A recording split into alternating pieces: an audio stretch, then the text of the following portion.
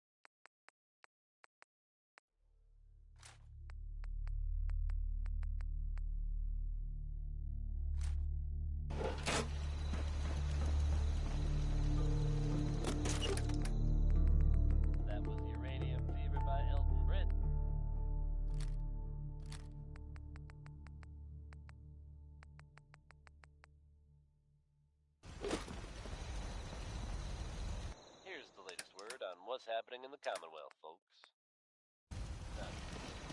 Quietly at the airport, the Brotherhood continues to make waves. They've recently been seen cleaning up Fort Strong, formerly occupied by some very unpleasant citizens. Whether they plan to annex the location or just wanted to get rid of the neighbors, I couldn't say. Whatever their reasoning, I think we can all agree that fewer super mutants running around isn't a bad thing. Can't get enough of Butcher Pete? Lucky for you, Roy Brown wrote a second song about him.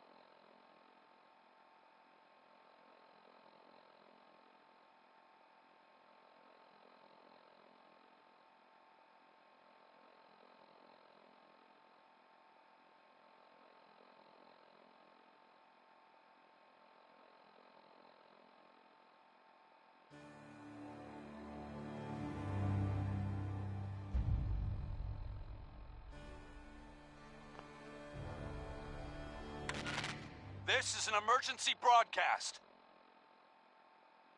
Our caravan's under attack by hostile robots and needs some serious help. We're just east of Watts Consumer Electronics. Anyone in the vicinity can come help. Now's the time. Ada, loop this message. Yes, sir.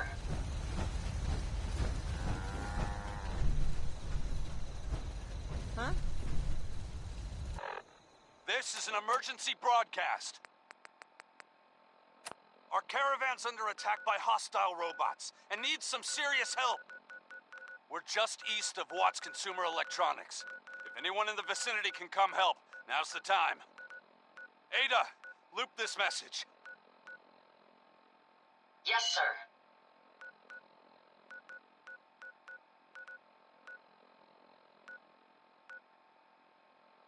This is an emergency broadcast.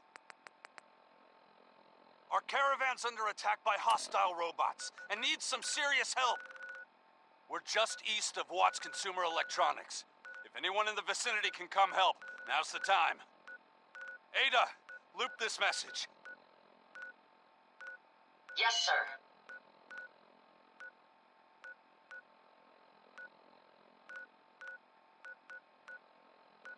This is an emergency broadcast. Our caravan's under attack by hostile robots and needs some serious help. We're just east of Watts Consumer Electronics. If anyone in the vicinity can come help, now's the time. Ada, loop this message. One more tomorrow, courtesy. Yes, sir.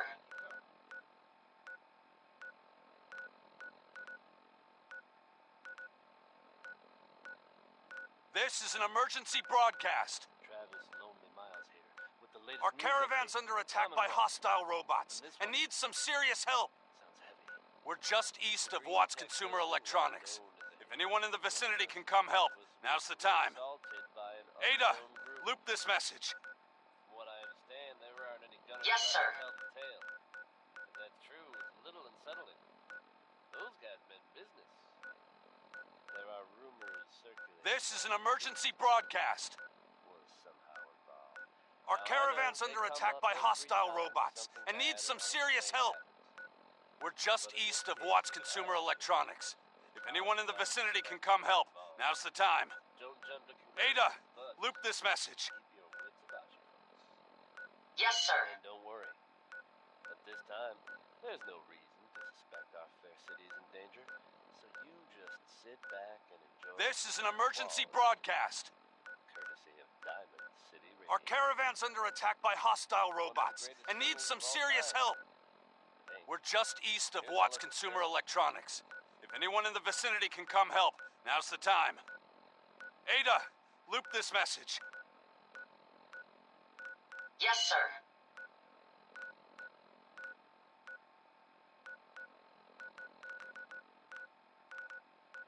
This is an emergency broadcast. Our caravan's under attack by hostile robots and needs some serious help. We're just east of Watts Consumer Electronics. If anyone in the vicinity can come help, now's the time. Ada, loop this message. Yes, sir.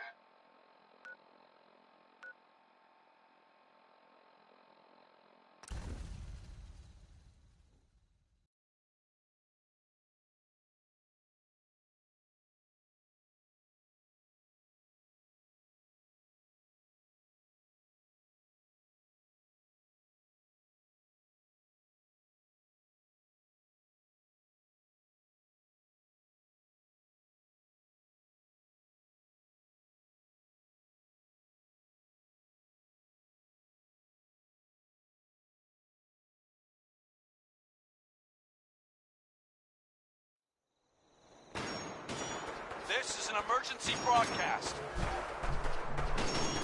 Our caravan's under attack by hostile robots and needs some serious help. We're just east of Watts Consumer Electronics. If anyone in the vicinity can come help, now's the time. Ada, loop this message. Yes, sir.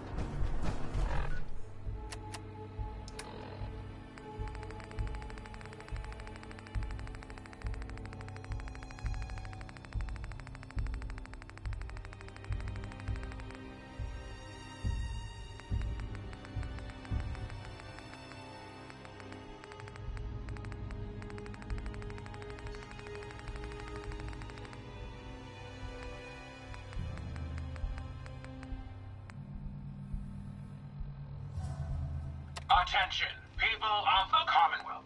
I, the Mechanist, have come to bring about an age of peace. Do not be alarmed. These robots are your allies, your protectors, and they will not rest until the Commonwealth is saved. Together, we will restore justice and bring about the dawn of a new age.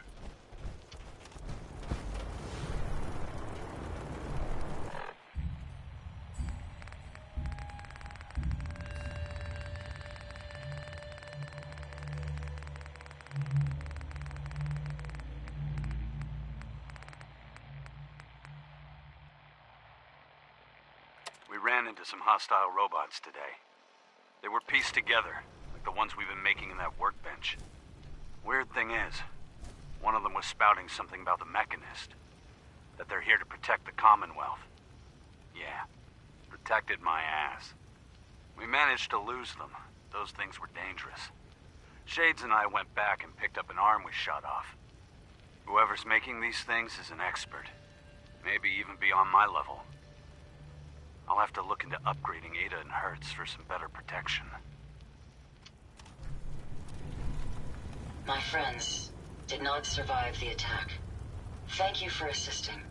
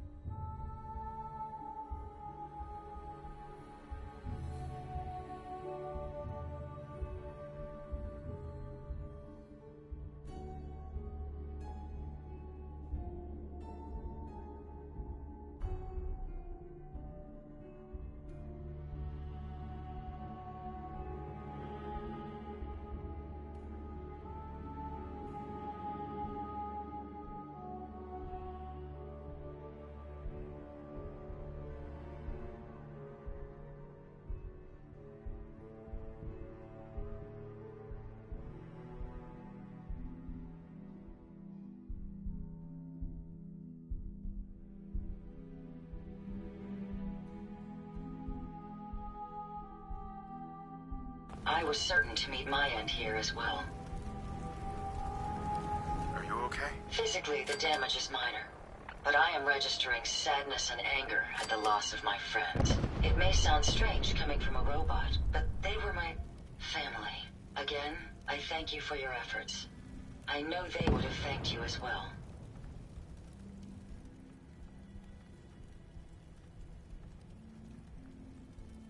I'm sorry for your loss. My name is Ada.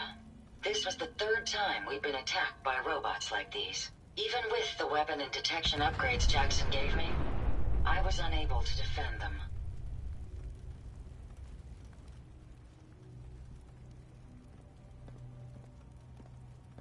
Who's Jackson? Jackson was the leader of this caravan. He had a great mind for technology. In many ways, he is my creator. He installed all my current upgrades. Unfortunately, they were not enough to protect them from the robots. Tough break. They were my friends, and I failed them. We knew we ran the risk of encountering more of these hostile robots if we stayed in the Commonwealth. If only we had made the decision to leave. So why did you end up staying? Our caravan specialized in mechanical repairs and trade. The Commonwealth has an abundance of salvage that would benefit our business. It was a calculated risk.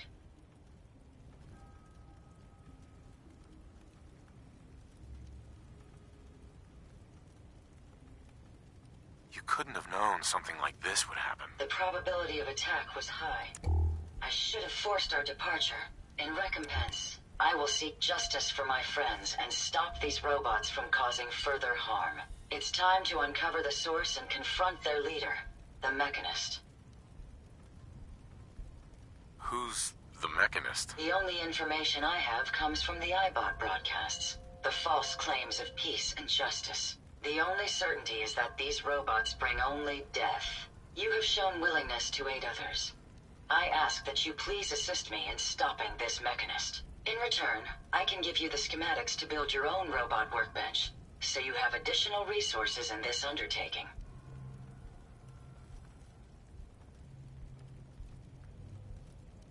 You want revenge, don't you? I admit my goal is twofold. Stopping the Mechanist both protects the Commonwealth and allows me to avenge my fallen friends. I won't rest until I see this threat dissolved. I owe it to them. Now, we last saw a group of the Mechanist robots at the General Atomics factory. You may find information there that will lead us to the Mechanist. I will follow and assist with your permission.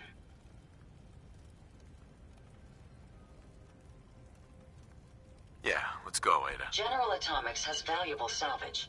Chances are high the robots are still there.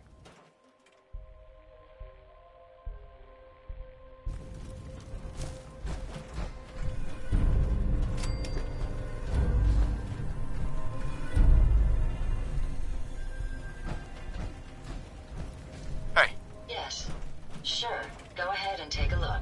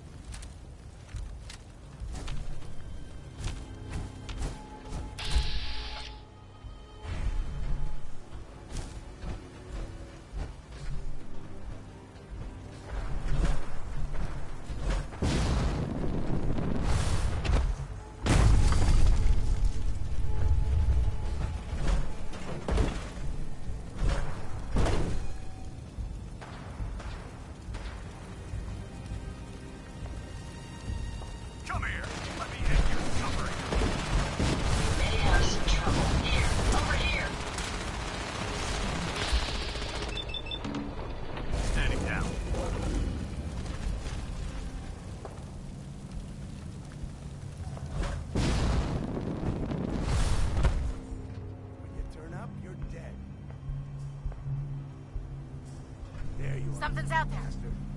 Intruder alert! Area secure. Make sure you don't leave anything useful behind.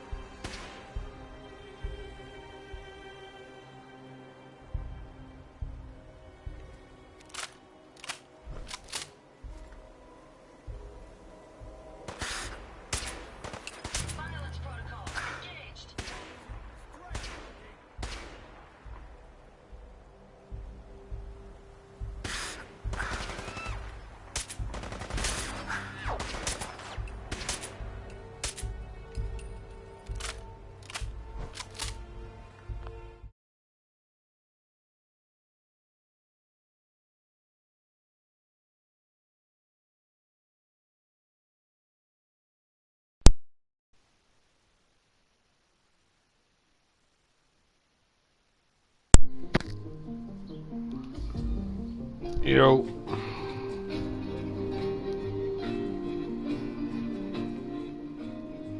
You.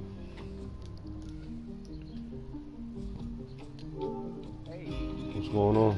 What's going on? Chilling, man. You know, just doing, you know, taking it day by day, man. What's going on?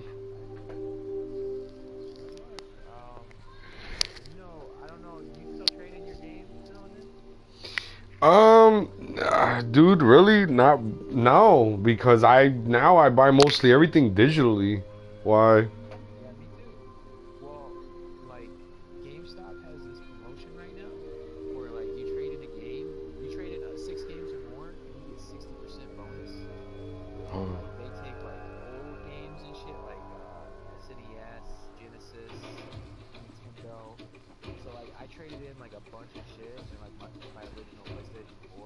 Yeah.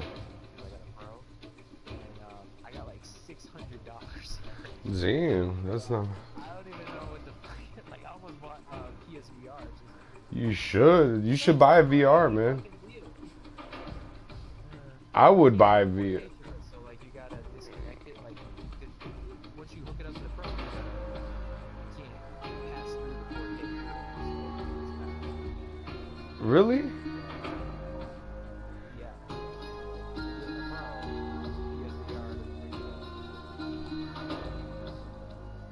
So basically, it's like you can have a regular PlayStation 4 and you'll be better off, basically. More or less, if you get VR. I mean,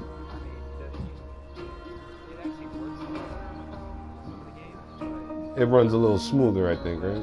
like the video kind of runs on the Pro. If you're like, say I want to play Horizon, then I gotta disconnect the PSVR. But if it's just playing like it's in Really? It's weird. Well, shit. Either I would. Xbox, man. Nah. I was like, maybe I want to get that Xbox. I'm gonna see what. Nah, don't get that Xbox, man. That shit. That shit's gonna be out, dude. That shit will be outdated within a year. I don't know if it'd be outdated, but. Well, Games like did you watch the show, right? yeah, I watched it, but basically you'll be buying it just to pay. Yeah. Exclusive, and every single one of those games that come to PS4, it's just about. Yeah. For like a month, it's on Xbox first. Yeah, like Battlegrounds and shit like that. Like Battlegrounds is a 6-month exclusive. Yeah, I'm thinking about getting Anthem, man. I actually might get into that. That'll probably be my next division. Yeah,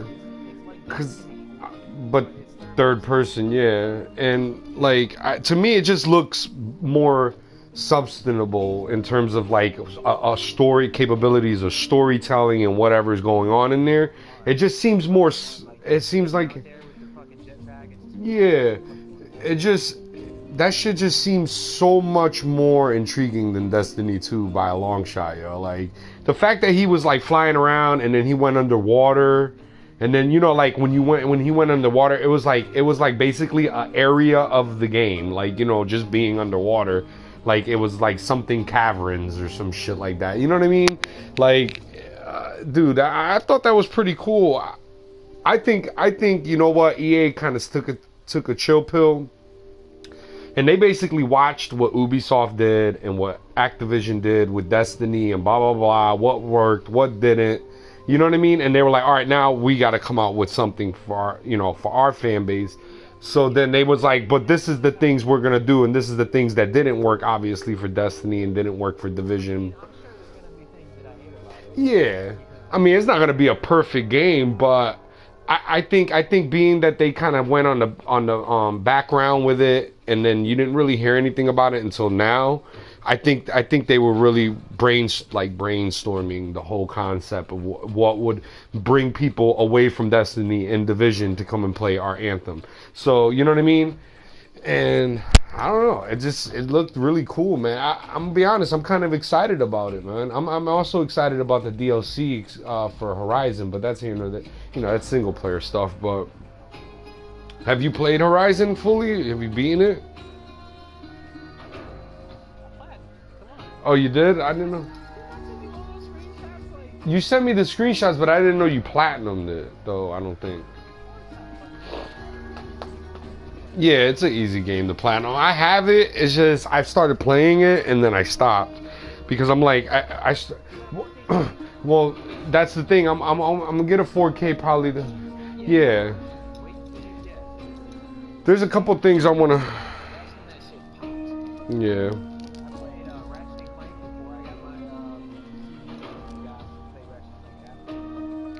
Yeah.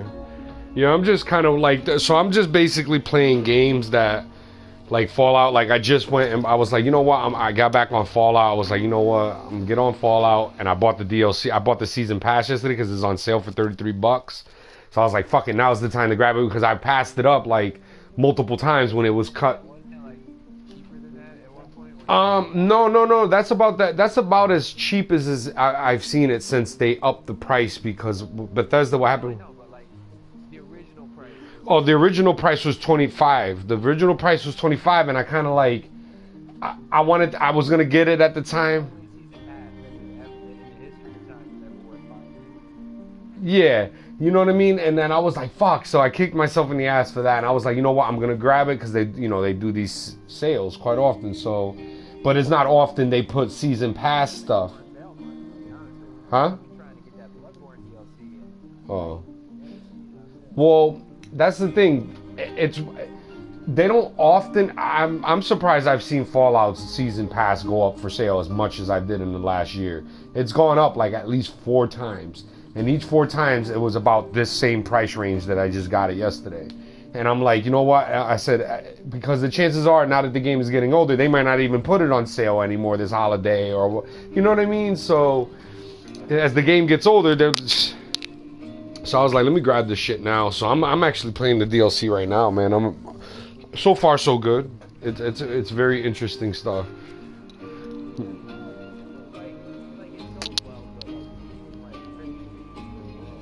Well, there was a lot of, you know what it is? There's a lot of new. How to explain this, man? All right. So a lot of people that are kind of dissing Fallout 4. Are people that kind of got introduced to Fallout during Fallout New Vegas era. And they didn't even play Fallout 3. They just like, most of these people played Fallout New Vegas, and then they're like, oh, that shit's dope. And now, dude, I'm gonna be honest, I play Fallout, I've played them all. I've even played the ones before they went first person. And to me, Fallout 4, dude, is the best Fallout game ever invented, by any means, But that's coming from a hardcore Fallout fan. You know what I'm saying? So if you ask like a hardcore Fallout fan, they're going to probably tell you the same thing. This is the best Fallout that's ever been conceived. But people that don't know, people that never played Fallout 3, for example, a lot of these people that are like being hard on it are like fans of Fallout New Vegas, where Fallout New Vegas was like, you had to do multiple playthroughs in order to get like the 5 different endings that the game had. You know what I'm saying? And it was just weird. And to me, I'm gonna be honest with you. To me, Fallout New Vegas was cool, but if you tear it with the rest of them, it was worse than Fallout 3, and it's nowhere near compared as good as Fallout 4. You know what I'm saying? So to me, Fallout New Vegas was the worst Fallout, if anything. You know what I'm saying? And then you got all these people that are being hard on Fallout 4 talking about that was the best Fallout. So it's like, yeah, you fucking people don't know what you're talking about. So I just ignore them, dude. I just completely ignore them.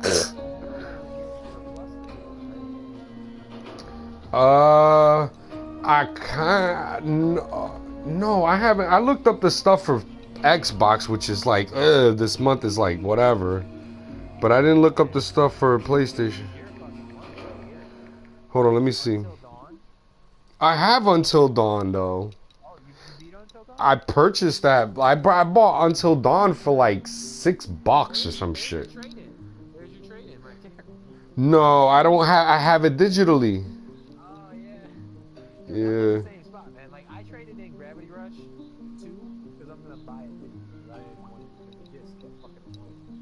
But yeah, you can't do stuff. Yeah. Game of Thrones. You didn't get Game of Thrones. They gave me a free episode on it, not the whole thing. They gave me a free episode on time. This is the whole thing, yeah. Oh, But you never beat Until Dawn? yeah, I beat it. Oh no, I beat it. How many people did you have? I saved everybody. Really? Yep, I saved everybody. I had 2 people left. All right, so basically what I did was, I really only played it through 1.25 times. Basically, let me explain. So I beat it, and what happened was when I beat it the first time, I ended up losing the black kid that gets killed in his caves and shit when he gets dragged away. So I ended up, and then what fucked me up was the whole flare gun thing, right? So that was the one person. Oh, and then whatchamacallit. All right, so I went back and I redid it so I can save him, and I ended up saving everybody. But there was something that I did. All right, I couldn't save the kid Josh ever. Like, I haven't saved him. I don't know if you can or if you can't. You know what I mean? You talking about the dude from Mr. Robot, right? Yeah, Josh. He's the one that's like was playing the prank and shit at first. Looks like he's Mexican, but he's not Mexican. I guess you could say that. Yeah, I guess so. I mean, yeah, but you know what I'm talking about. The one that plays the prank and then, yeah, he's like the main antagonist. Yeah, his sisters were the ones that all that shit. I didn't save anybody, but like he becomes like her. Well, I got there. I got to. All right, so when I played it the first time through, all right, I got the ending when the black kid died. Listen, it's a great game. All right, so this is what happened my first playthrough when I first initially beat it. I didn't save the black kid, and then at the end of the everything, when everything was all said and done, Josh still ends up becoming one of the things down there, but and the cops go down there and they looking around and he goes and he kills the cops or whatever. You can like hear it. He survived. He didn't die. Him becoming that is still him. Okay, so then when I went back real quick a couple chapters just to do the flare gun thing properly and save everybody. Then I played it over again, right? Did that real quick, blah, blah, blah. Got to the end, and then it changed. He got drug away from his sister, and she kills him, I think. So I didn't understand what I did differently. You know what I'm saying? So there's so many choice and consequence in that game. That game more than any other game. Yeah. Yo, Heavy Rain still is right now, I think at this point Heavy Rain is one of the best selling games of all time or some shit right now. Yeah, they were saying, dude, like they sold some shit. Yeah, they were saying something, but the game is still like people are still buying the game. Like they find out about it and they're buying it. Like, you know what I'm saying? So Heavy Rain, it's a great game. And whatchamacallit, Quantic Dream, I gotta say they're probably one of the best developers in recent times in terms of a new developer from the early millennium. Well, I got Beyond Two Souls. I didn't finish beating it yet, but I'm gonna tell you what introduced me to Quantic Dream was the Indigo Prophecy.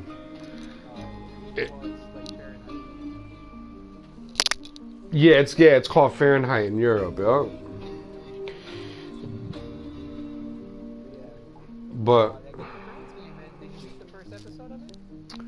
nah, I didn't even bother playing it. I was like, why am I gonna play one episode and then be like,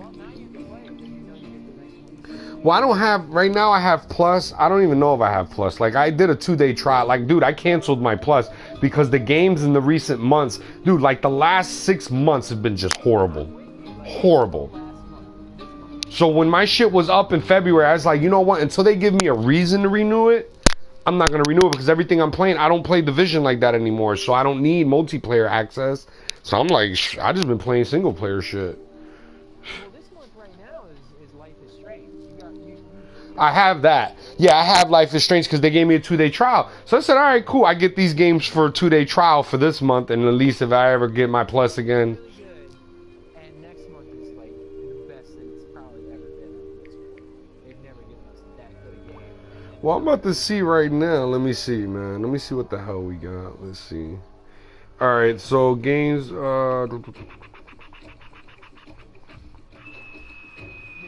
IGN.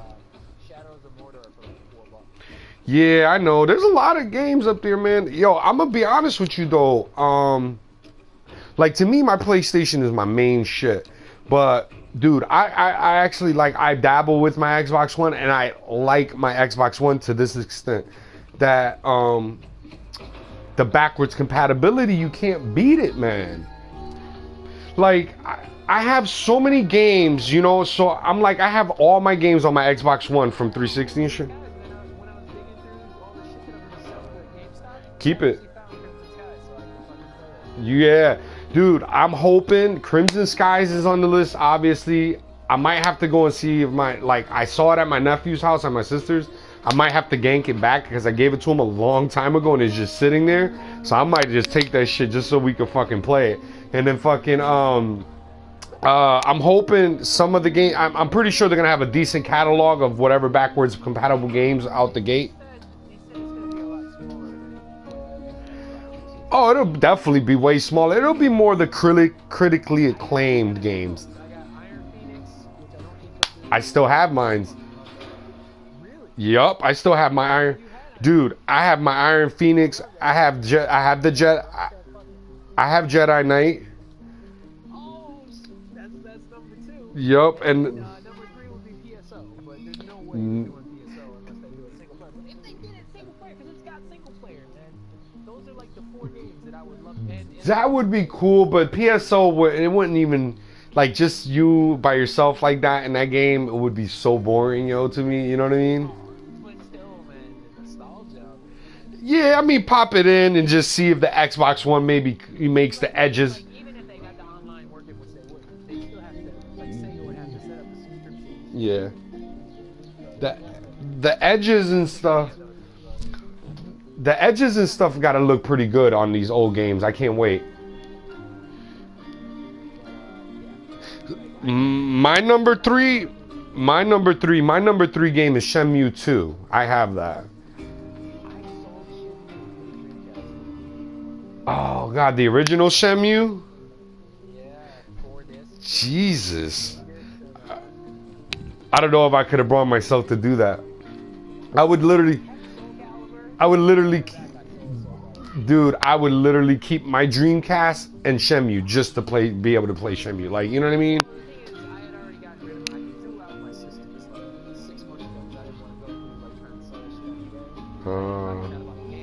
You threw it out the console? I threw out like 6 different consoles. It was just too much of a headache. Dude, you should have fucking told me. I would have fucking had you. I would have paid for the shipping. The tight Dreamcast too. Like you remember they had that black Sega Sports one? Oh man, Vegeta for real. So like the lid was white, but the system was black and the buttons were white. It was fucking dope. Damn, Vegeta, you like threw them away, and they worked? I had to get rid of them, man. Fuck, why didn't you tell me? Say it's past tense now, but you should have told me. I would have paid for the shipping. I would have had you send me that shit. Oh man, yo, the Dreamcast out of everything, I would have paid you to send me that shit. I would like. That's the only one where I'm like, man, I could still see myself playing. Dude, oh my god, I would have had you send me that with the Shenmue, and I would have been a happy camper, yo. But I think you could probably get it. They're cheap, but I mean, it's still. I mean, for you to ship it to me, it would have cost me like $10 probably or something. I would have just, you know what I mean?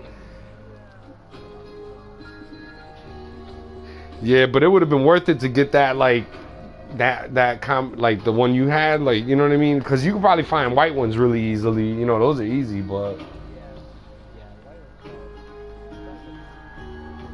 no, the Sega Sports ones are hard to come by. Dude, damn, I wish you would have told me something about that. I would have been like, what? Oh my god. Well, I want to play Shenmue. Oh, and then I have like the original Max, the first two Max Paynes. I would love to have those on the list, hopefully. Those games are fun. What? They might put them, but they'll be just single player, yeah. Hold on a minute. Hold on. Vegeta, give me 1 second. Hold on, alright? Hold on, I'll be right back. Give me 1 second.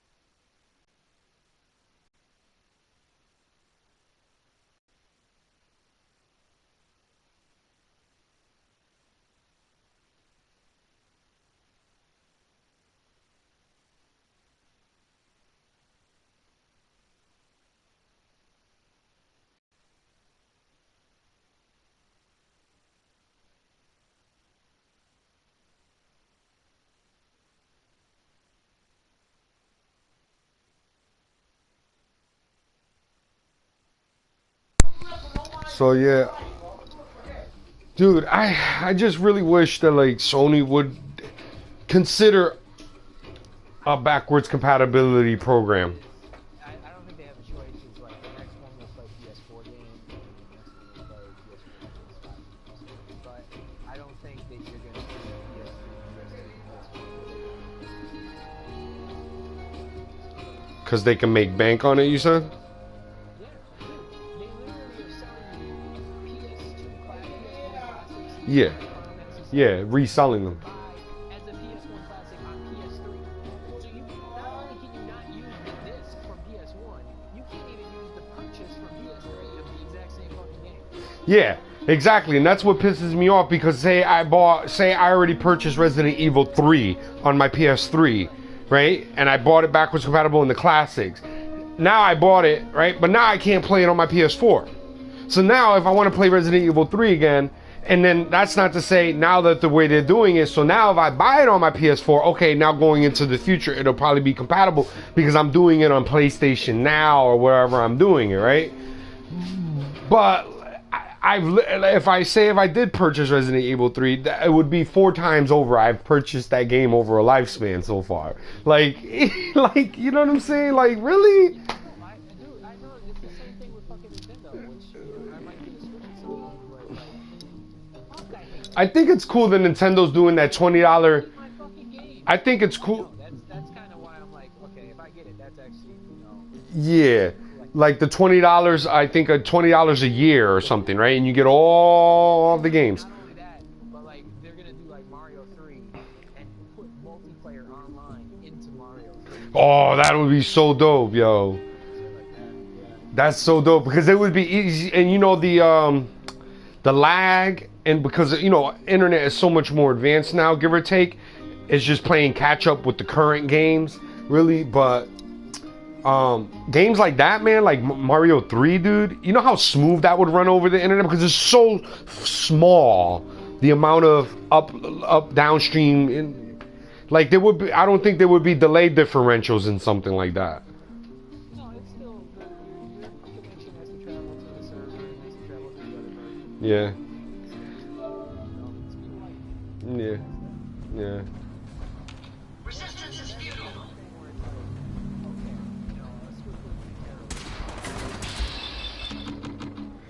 Ah, yeah, you would have, dude. Like I have a GameCube when I when I had my Wii, you know, and I'm wondering like if I buy a Nintendo Switch, would I still be able to? Like I had a account, you know, what would?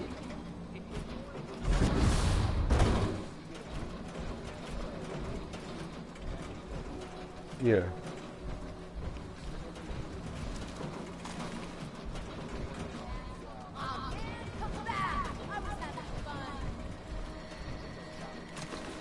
Yeah, so like for example, I was gonna ask though, I bought Zelda, for example, the original Zelda on my Wii.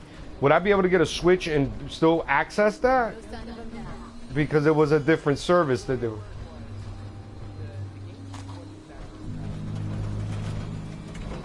Compatible. Yeah.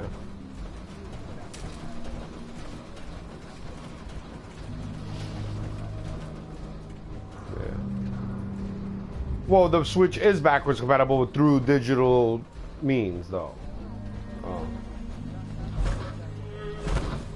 Like not even the games you could buy on the shops, Nintendo shop. Yeah.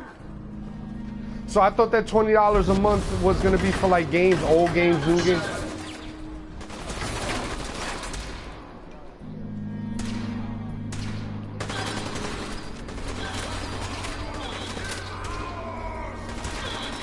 Old school games.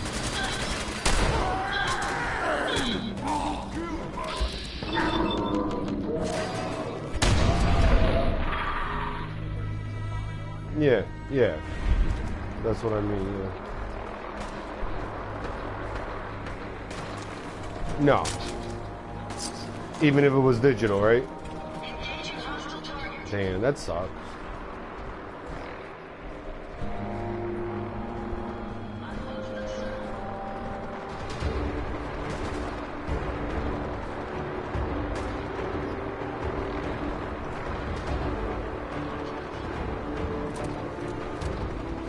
I need fucking ammo for this gun.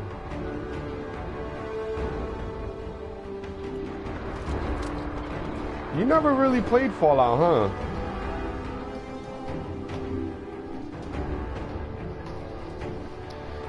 I know it's first person, but the thing is the way it plays. It's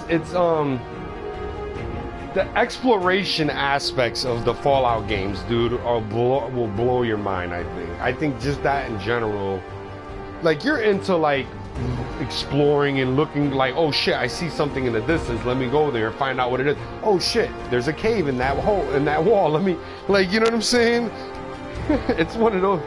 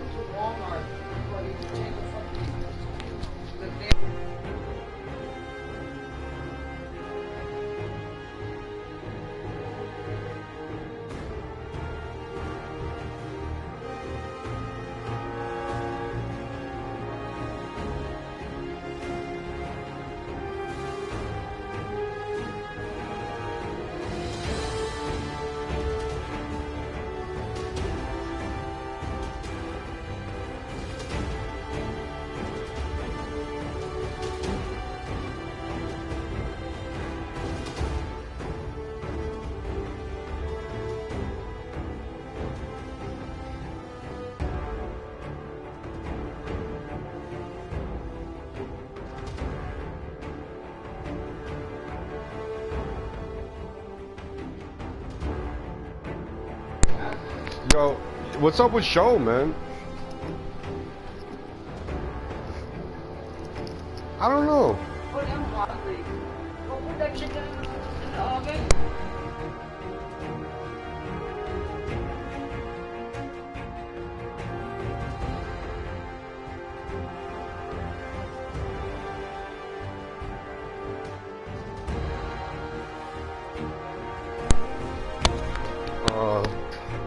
Yeah, no, I don't know. Just, dude, you know how I was thinking the other day, as a matter of fact, it's funny, man. I was like, damn, man. I was like, I mean, we all got older, you know what I mean? We all basically, like, fucking grew up together through this shit. But, I was thinking to myself, damn, those days, man, when, like, not when Xbox Live first started, I'm talking, like, maybe a year into it more.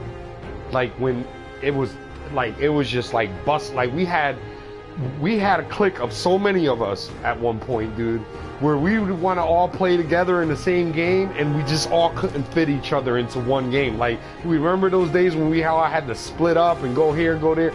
Like, dude, I was like, damn, I wish, what happened to that community? Like, that community is so spread out now, and everybody went to different friends, I guess. And I was like, man, that was something else, boy. There was a whole bunch of us, man. You remember Sleep and Download Rekka and all of them, right? Neo, you know what's funny about Neo, Danny Evans? He's actually doing really, like, me and him were really good friends even till today. But I recently assisted him in one of his shows that he does now, because he's a rapper. He raps, like, but he's not just like a rapper, like rap, like, you know what I mean? Like, he's a well-rounded artist, man. And this kid, yo, he's making really good music, man. He's been on he's on multiple radio stations. Like, he's doing all kinds of stuff with, like, different, you know, known DJs, like DJ Enough and stuff like that. And me and him, we kick it once in a while. I mean, he's busy, you know, doing his thing, but sometimes I hit him up and I'm like, yo, what's going on this weekend? You doing a show somewhere or something? And then he'll be like, yeah, just meet me here. And we'll all kick it, have some drinks, eat before we go, you know what I mean? And then do the show and shit. But it's amazing how all of us have flourished, though. You'd be amazed. Like, because a lot of those people that we used to play with together back in those days, I know them. Like, you know, I know them in my real life, you know, a lot of them. I don't see them every day, but I know them, you know, and when we see each other, when we come across, you know, it's the first thing that comes to mind, like, yo, you know, and you could even see, I could even see it in there, so like, if I meet Keith, for example, Keith, if I run into Keith and shit, he'd be like, yo, what up, man, what up? And you could just see it, man. We'd be like, you know, you just wish it could be back to those days when we was just all playing. Now, though, some of them, they don't even play. Yeah.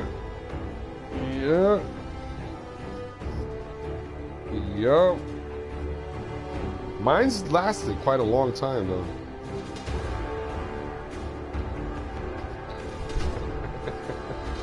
Yeah, man, those. Yeah.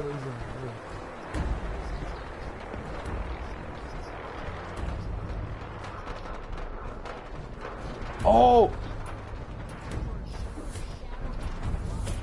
dude, that's so funny because I was going through some stuff the other day, and I have the you know, remember when you bought your starter kit for Xbox Live when it first came out? It came with like a pouch that it came with that said Xbox Live on it and blah blah blah blah. So yo, dude, I have found that pouch because I keep it, you know, and I have it with stuff inside, right?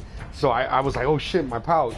And I opened up the pouch, dude, and inside of it is the first original Xbox magazine demo and number one, volume 0, 1, and 2. I have the MotoGP and Cell Damage demo sitting inside of it, the one that came with the starter kit. Dude. Yeah. Yo, I have a lot of those things. They're put away like you, dude. I collect it. I still have them.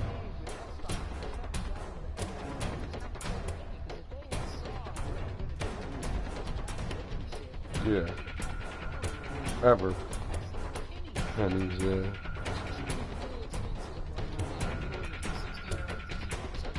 Yeah. Nothing, yeah. Yeah, I always thought about that. I mean, they had to have seen that though, man. Like they had to have come, you know, the cloud and this that. Expensive, yeah. Because they used, yeah. Cost them anything, yeah. Yeah. This is true, man.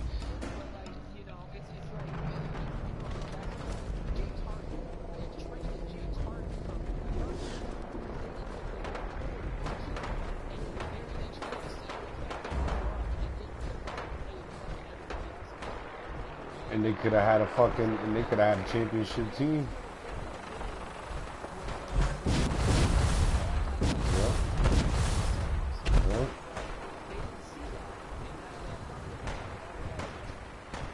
Yeah. That shit's crazy, man.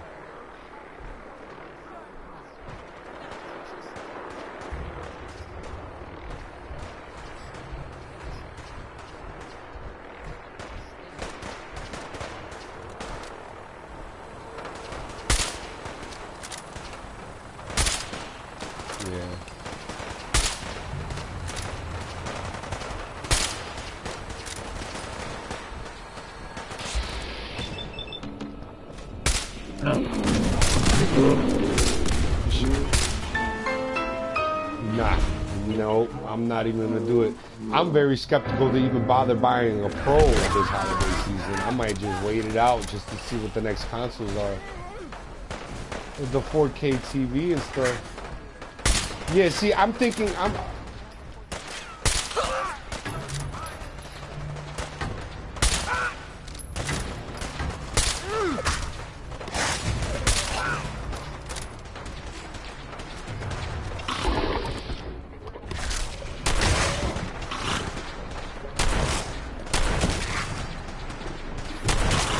lost $1,000?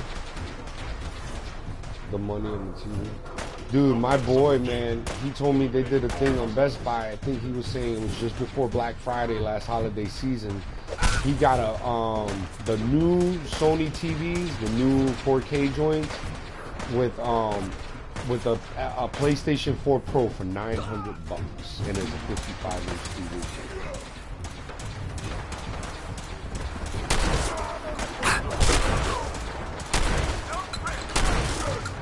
Yeah, but he got it was the new Sony.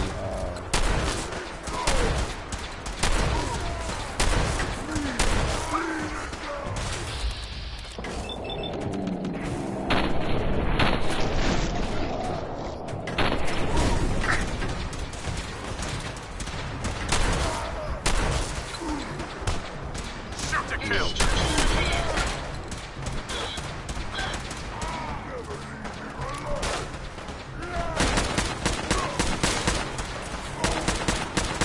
I'm in the middle of a big ass war over here in the middle of Boston.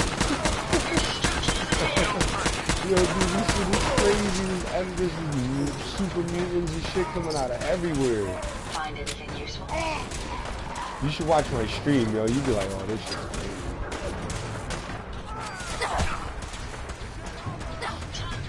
crazy. No, it's not though. They're not zombies. What they are they're radiated. Well, they're radiated humans. And what happens is they turn that way after hundreds of years, though. Yeah, no.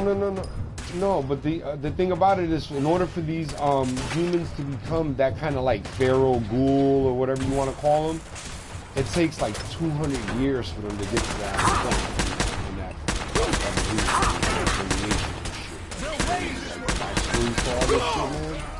so some of these people like that are ghouls that are not pharaoh, but they're what happened?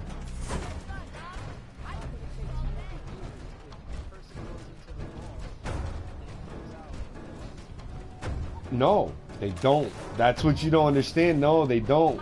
They don't. See, that's what you don't understand. Dude, yes. So in the beginning of these games, the way it works, every Fallout game has its antagonist, its main character has always have their own back life story. You know what I mean? Their background and who they were before all this and everything. You know what I mean? And what that does, and then it tends to, like for example, in Fallout 3, he, all right, this is the way it goes. In Fallout 3, the character, he was born a Vault citizen. He was born a Vault citizen through a couple generations of people living in the vaults, never to go outside after the bombs drop.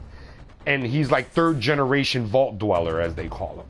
So the people, believe it or not, the people that still live on the surface, when they see these Vault people come out, they look at them as almost relics, not even human. They don't think they're human. Like the people on the surface don't think these people are human because they live in these vaults for hundreds of years.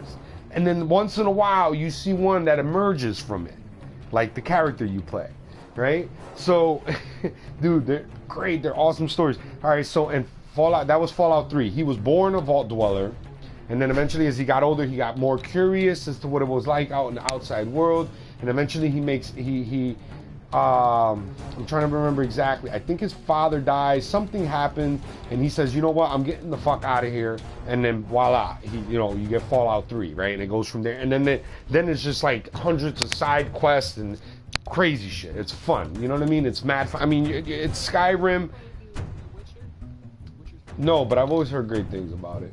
But the fucking, all right, so in Fallout New Vegas, right, the guy in Fallout New Vegas, he, now, I mean, I'm trying to remember for sure now. He, fuck,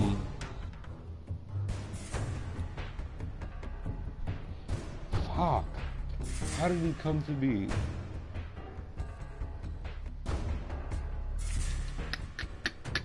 I have the game there. I gotta remember. I gotta look at it. Anyway, I can tell you for sure the way. All right, so in Fallout 4, it has something to do with him. I don't think he was cryogenetically frozen or anything though. It was something different. And then it has his own theme, and it's out in Vegas, and it's like Vegas after all these bombs dropped and shit. It's pretty badass, but it's still the way the execution of the story and the way they did the branch offs and everything, like in the storyline, I didn't like it. That's what I didn't like the most about it, and that's what kills that game. But and then in Fallout 4, without going too far back, because the other guys too, there's something else, shit, like Fallout, the original Fallout and shit. But Fallout 4, this one, yo, this shit is badass. Like, so basically what happened was, you play this guy's life, or this woman's life, or whatever have you, in the beginning of the game. You know what I'm saying? Like, well, basically, yeah, well, they've done that in the other games too. You choose what you want to look like and everything. It's crazy, right? It's like super customization. Yes, your character speaks and everything. He speaks, he has an acting role and everything.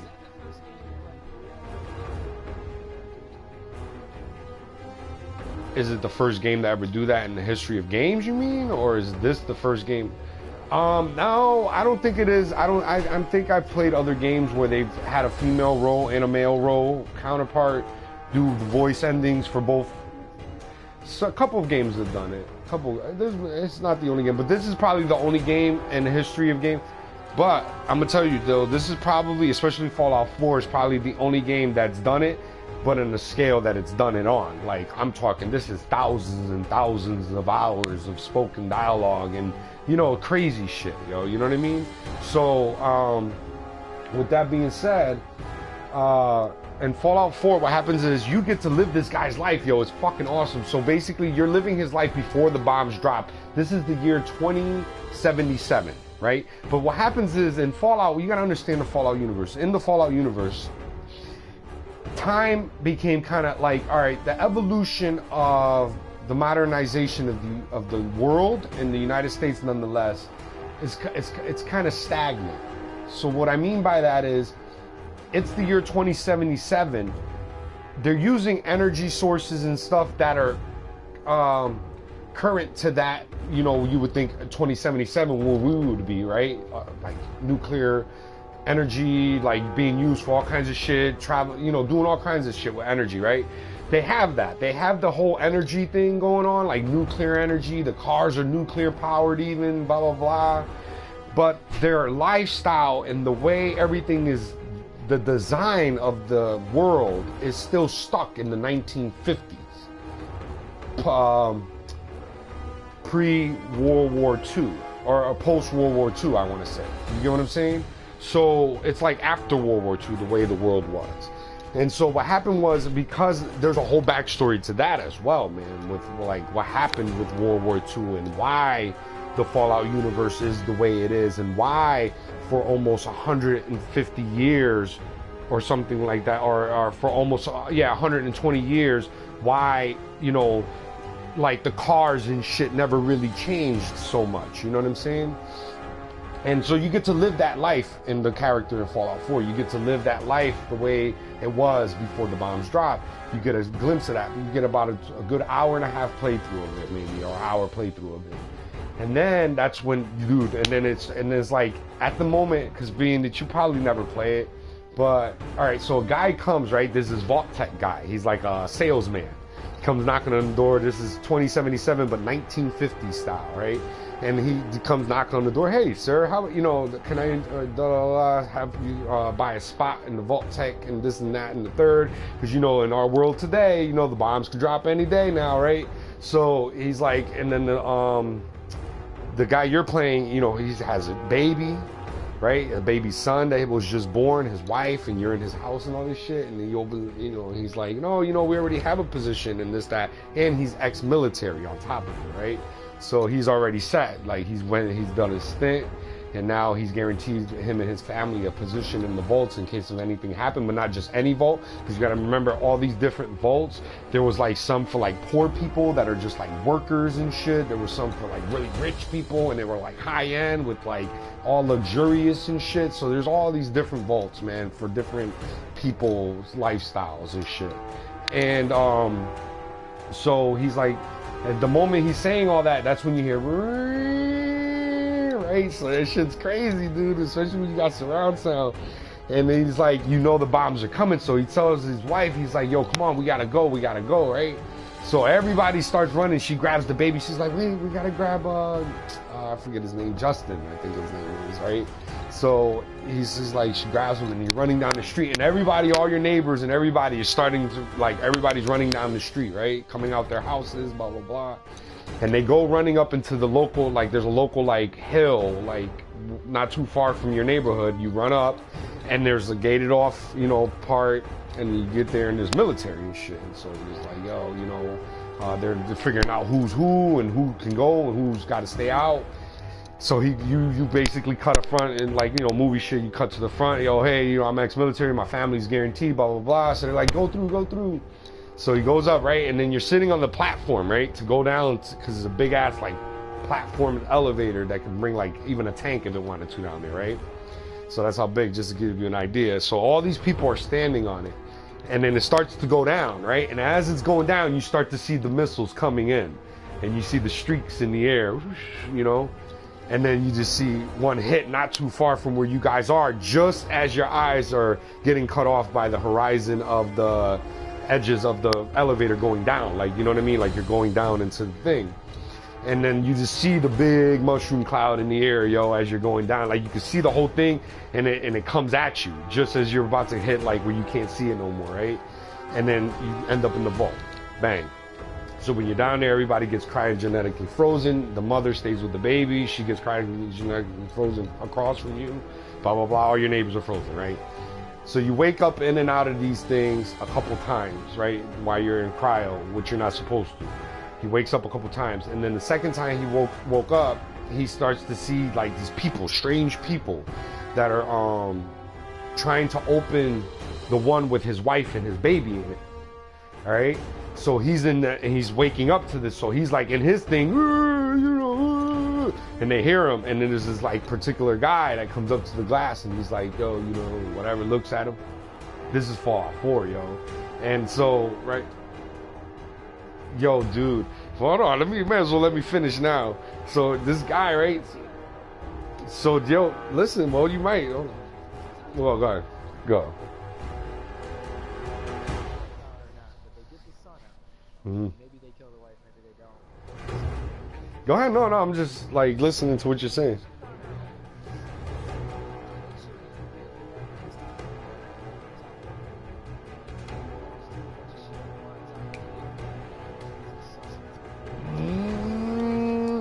kind of like the ending parts. You're rough, very rough on that. But you're right. Like, so what happens is they take the baby. That's why they were trying to open it, because it's like a young newborn baby. You know what I mean? It's a rare commodity these days, basically. So they want the baby, is why. So they do kill the wife right in front of him as he's inside his container. But bang, this is where it gets interesting. He obviously gets put back into stasis. So when he goes back into stasis, and then he eventually wakes up for the third time, when he's actually, the pod opens up. He gets out and he's like looking at, you know, wife, blah, blah, blah. And he's like, what the fuck? Mind you, long story short, he doesn't realize how much time has passed since this all happened. You know, to him, it's like it just happened. But it actually happened 50 years, dude, like 50 years, 60 years. He went back to sleep for. That's how long ago they had took his son. So, dude, it's crazy. So check it out. So what you're rough on too is his father, his son, yes, becomes an old man, and he meets his son, dude. And then, you know, you meet him and everything. You're like, yo, dude, I'm your father. And he's like, yes, I'm your son. And it's crazy shit. But he's actually like, he's a main part of the story, the son. But it's amazing. This is what's great about Fallout games, man, is that it's not just about that. Because you can take that story, yes, and you can cater to the man's desire that he had all that time for searching for his son and finally finding him, realizing that his son is an old man now. And you could become a part of what your son has created at that point in life. You know what I'm saying? Or you can choose. He's not really a bad guy. He's not really a good guy. It's weird because we see his son is one of like 4 other people like his son that may play major pivotal points in the game. You get what I'm saying? So basically, you instead of saying you don't want to fuck with your son, you're like, yo, fuck that. I don't agree with what it is you're doing, because basically his son is in charge of the Institute, and the Institute basically creates artificial humans to use them as slaves and shit like that. But then there's a story behind that, which there's a movement called the Minuteman, right? The Underground Railroad, the Minutemen, and they want to save those artificial beings. You get what I'm saying? And they want to save them from that slavery and blah, blah, blah, blah, blah. So that's another main pivotal character, like his son. His son is the charge of the Institute. This guy is in charge of the Minuteman, or this woman, and she wants you to prevent what your son is doing. But then you got the Brotherhood of Steel, which the Brotherhood of Steel wants to take control of all current technology that they can find, anything that they can find, any reminiscences that they can find of the past world, and they want to take, basically, they're like a military state. You get what I'm saying? That want to like militarize everything and like fucking, you know, use technology to its greatest and most destructible shit, but at the same time it's all militarized. You know what I mean? So you could be a part of them, but if you're not a part of them, guess what? Then you're gonna get killed. Like, you know what I'm saying? If you're not with them. So that's the Brotherhood of Steel, the Minutemen, and the Institution, right? And then you have it's the Underground. Then you have alright,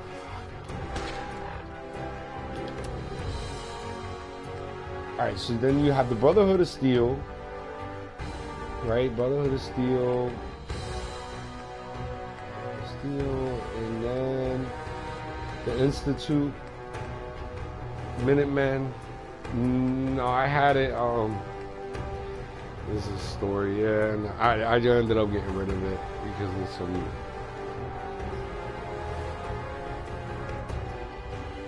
Yeah. So yo. And then just, basically there's just like all this branching off that you can do. So basically you can like play a role where like you're like, fuck my son, fuck him, I'm gonna roll with these people, and then you go against your son, yo, and like you kill him or whatever. Like, yo, it's crazy. Oh god. And then like with all this DLC, yo, it adds all these other like factions. And basically, like, 2 of them are really big expansions. That's why they ended up doubling the price on the season pass the way they did, because the last 2 expansions, especially major expansions to the game, Far Harbor, is you literally go to Bangor, Maine, bro. Like, you take a boat from Boston, which that world is huge as it is the world, and you take a boat to go to Bangor, Maine, and then there it's just like a whole nother map, like maybe 3/4 of the size of the original Boston map, which is huge. And it's like a whole bunch of shit going on there, right? And then the last expansion, which is Nuka-Cola World. And you go there, and it's a big-ass map, a whole nother place too. But I'm not sure where it is, where it takes place, or where they take you.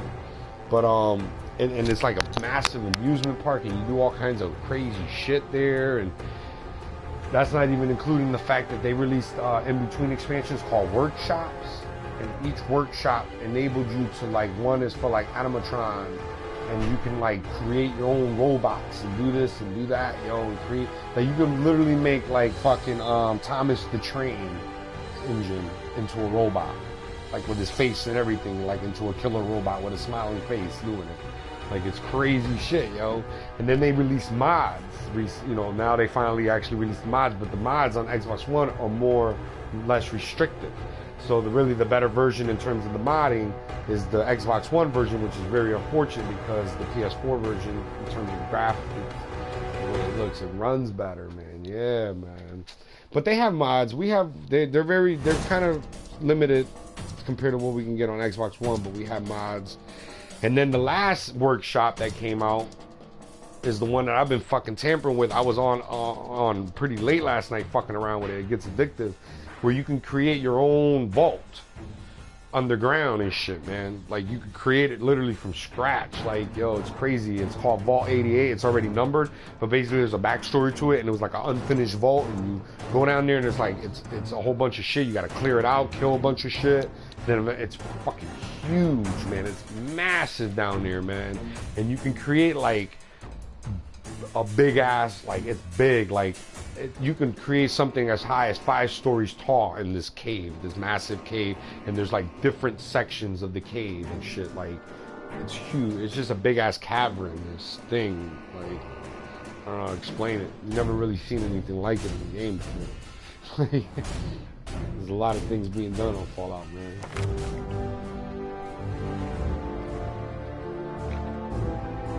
Yeah, I was like, that would probably be the first time I'd actually want to play a full. Yeah, I would. I don't know. I always thought that Monster Hunter deserved to be, because of what they were trying to do. I always felt like they limited themselves when they always stuck with Nintendo with that shit, man. You know what I mean?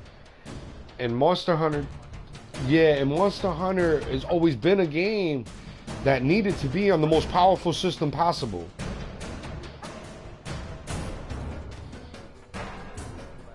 Yes. Yeah. You're right.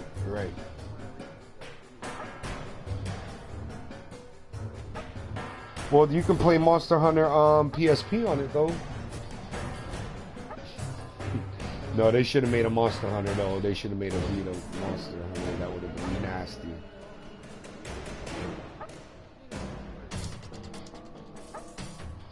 Well, a game like Monster Hunter, especially in Japan, is the kind of game that sells a console in Japan. So I absolutely get what you're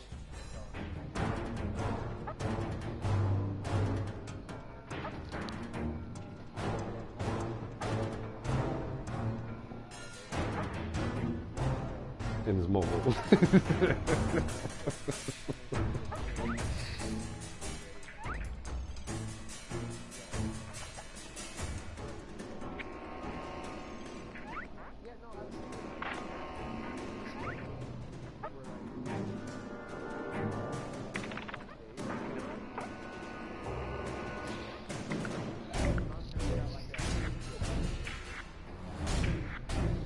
Yeah.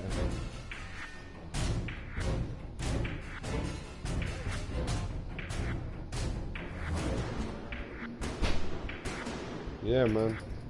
Yo, man, if you ever throw away stuff again, man, you better let me know first, dude. Fuck that. At least you could have gave it to somebody that you know would have appreciated it.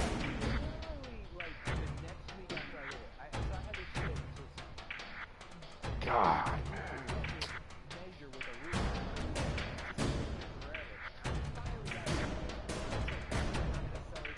And you didn't think to yourself, hey, let me hit Pac up or somebody.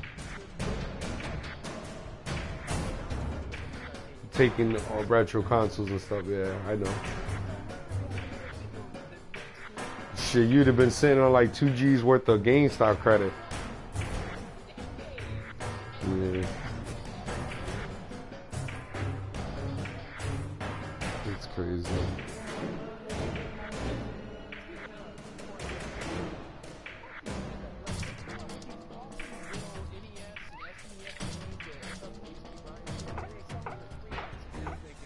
Yeah. No, and then they're coming out with the Super Nintendo one now, and whoa, so what? So we can't get it? Yeah. Yo, but you know what though? If you go on YouTube, man, there was this guy, he took like an old school Nintendo cartridge, right? And he jailbroke, I guess, some shit, whatever, blah, blah, blah, and made the cartridge itself where you can connect the HDMI port and everything to the part you would technically put into the console back in the day. Yeah.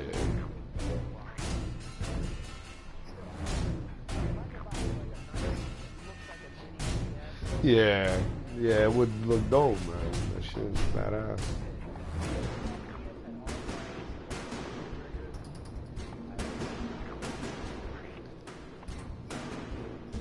But you just have to be on top of it as soon as they like just.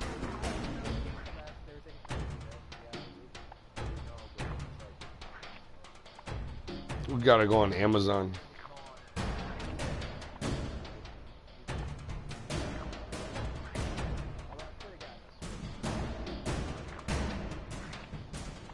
Really? I don't really feel like I'm missing out on anything with the Switch.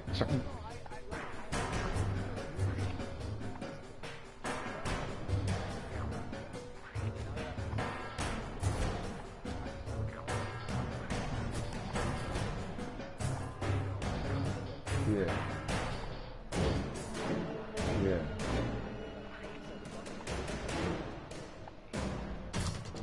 Yeah.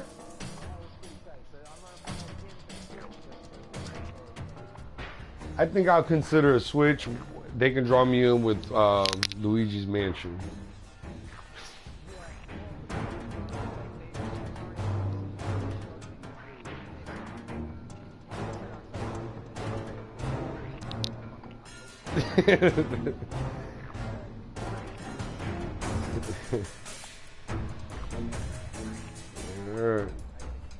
Alright. Yeah, man.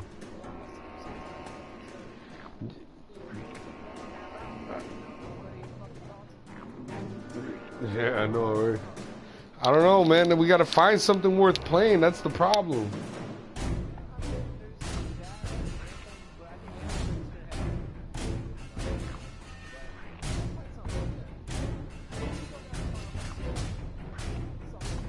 We'll see. Maybe. I don't know if I was thinking about it the other day, and then I thought of the overwhelming feeling of the dedication that's needed.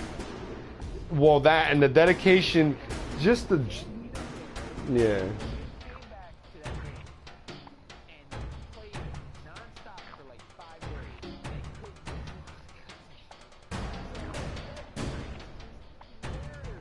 Yeah.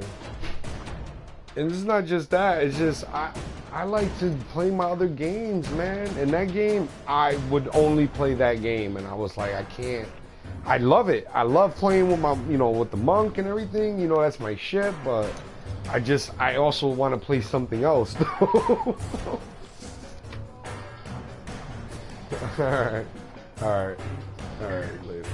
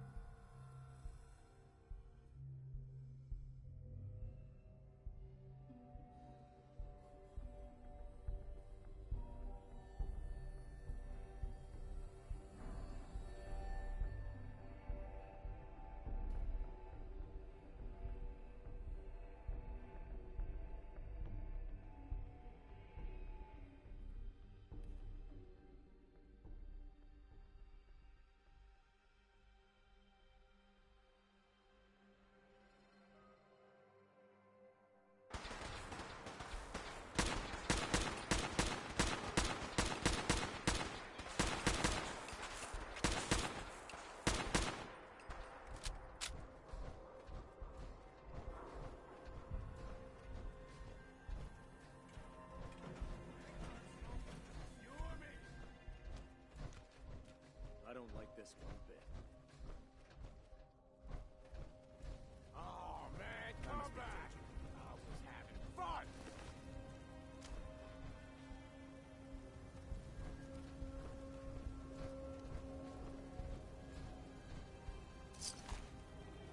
Come on out. I'll make it nice and quick. You can trust me.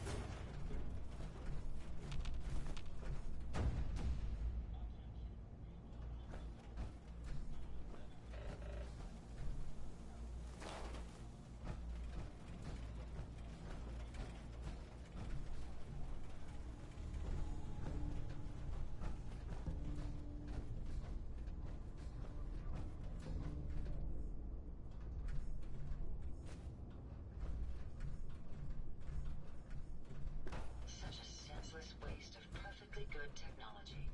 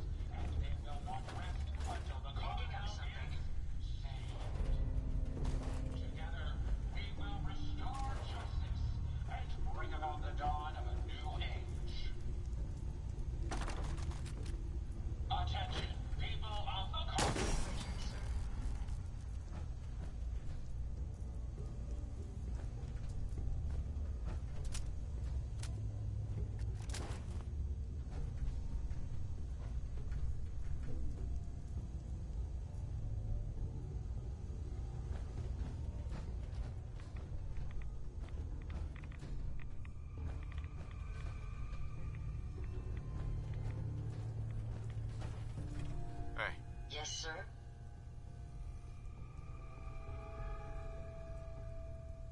Heads up. What can I... Did you retrieve something from that robot?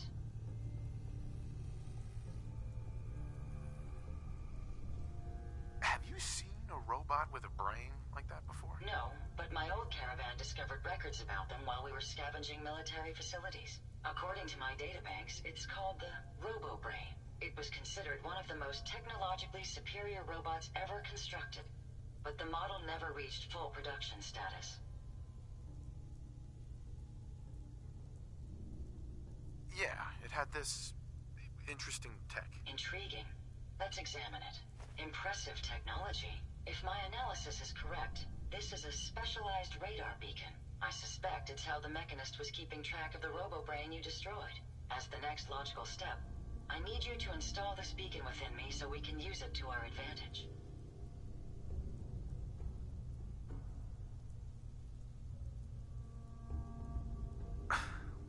Are you sure? While there's only a 78.3% chance that I'm correct, I'd like to point out that it's the only lead we have. Sounds like a solid plan. I'm glad you agree. You'll need to use a robot workbench to ensure proper installation, and my presence will be required. To maintain peak efficiency, I strongly recommend that we remain together until the radar beacon is successfully installed. Heads up. I'd be happy...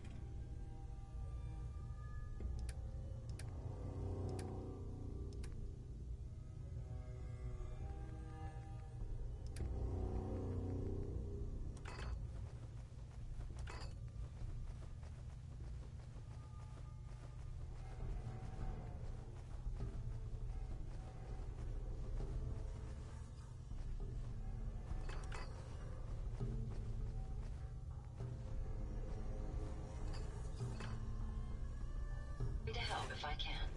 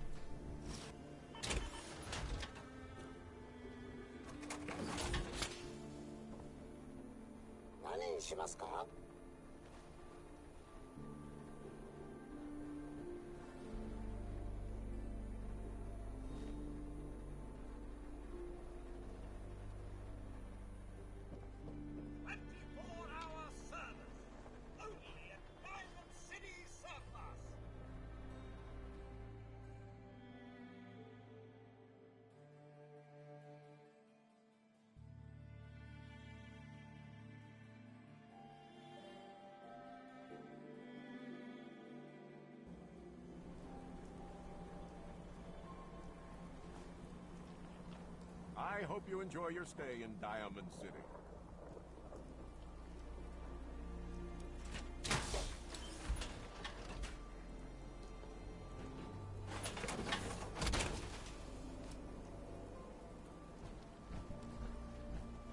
If you're looking to keep your load light, we can shoot them. I'll take a look, sure. Don't forget to stop.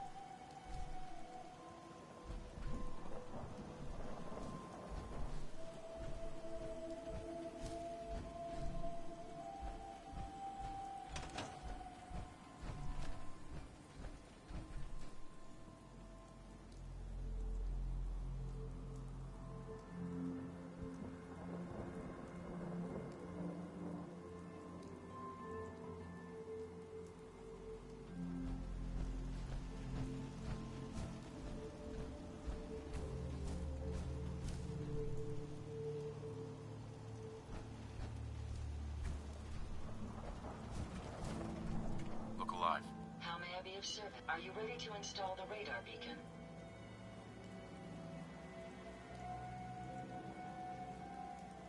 Let's just get this over with. Don't worry, the installation shouldn't take long. Once I'm in the robot workbench, just install the radar beacon and I'll do the rest.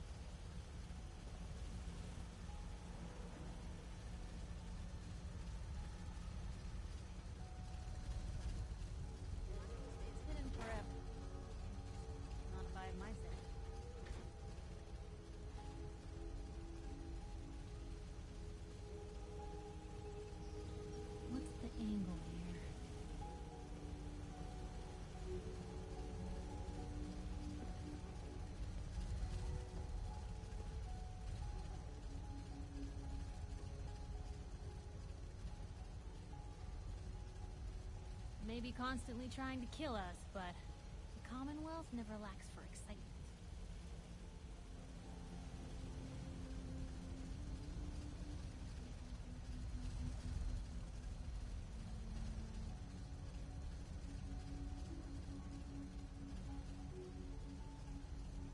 Most folks are just looking for a hand. All we gotta do is offer.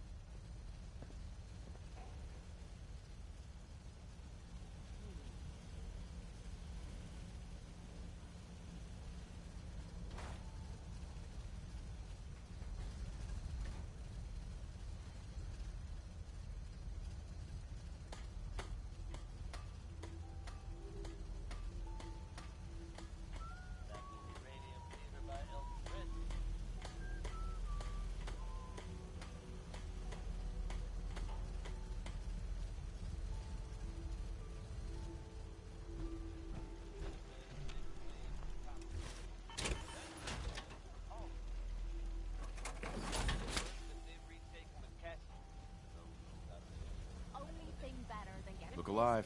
Yes, sir. No small feat to get them back under their control. There's some real monsters out there in the company. Now that they've set up shop, I've told the city men to be in better position than most. But that's good to hear, don't you think?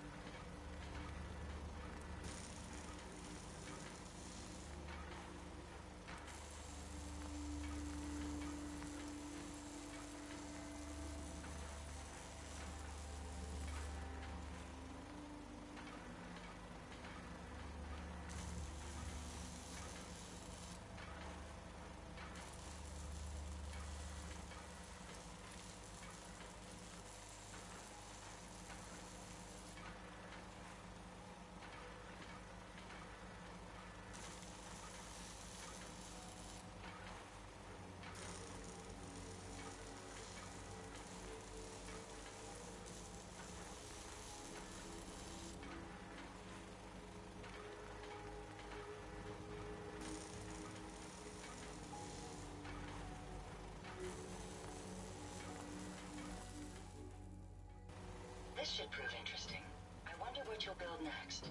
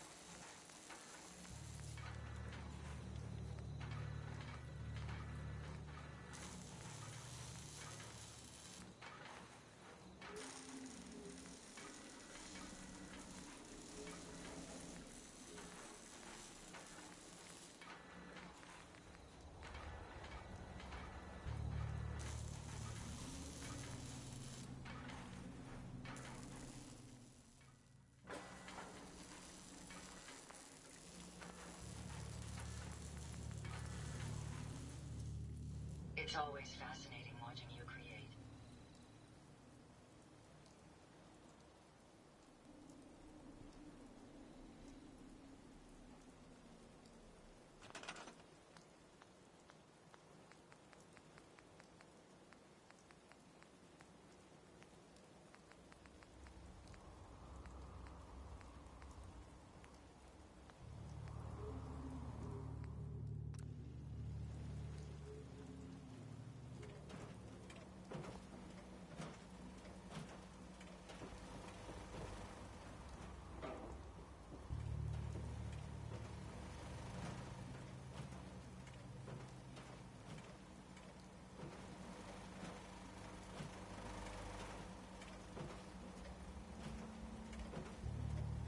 A moment.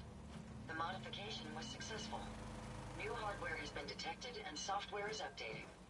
And installation complete. Analyzing Mechanist hardware. The radar beacon is receiving a strong encrypted signal, but I can't determine the source.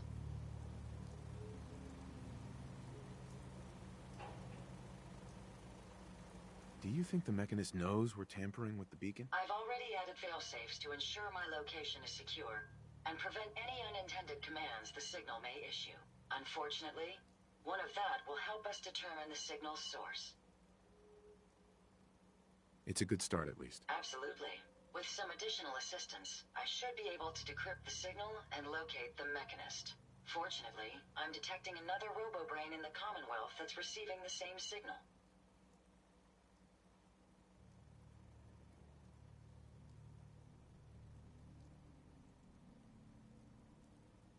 Finally, we have an advantage. Perhaps, but it isn't quite that simple.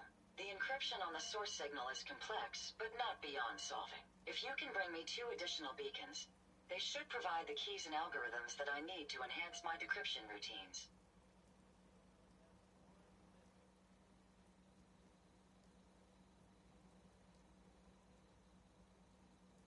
All right, let's do it. Good.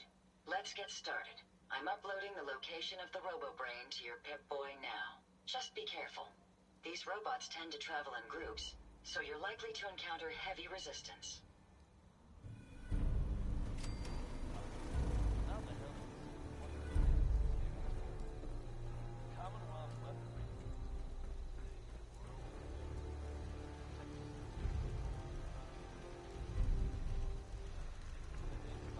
There's no...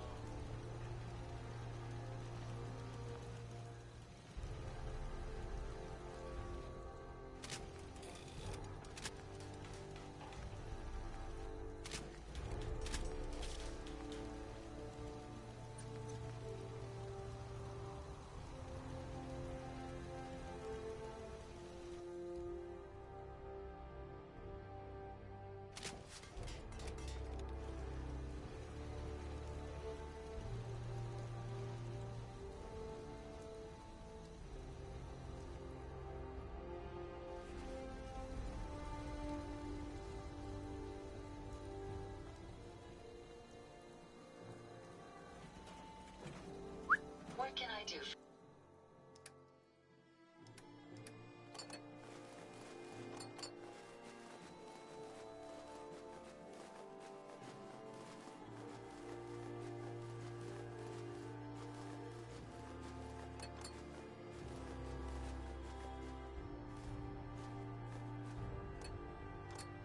You.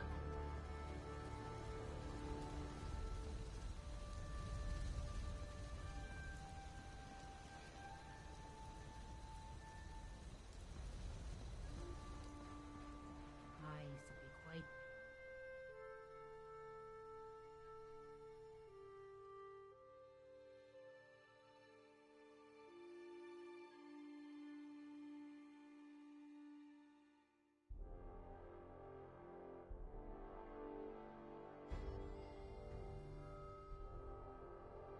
The adventure when I was younger. Now these old bones just can't keep up.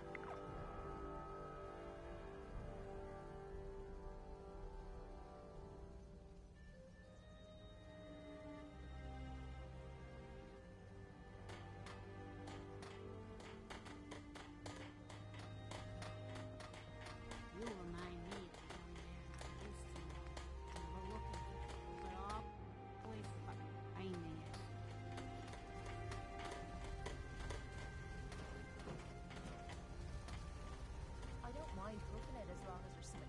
the end of the road.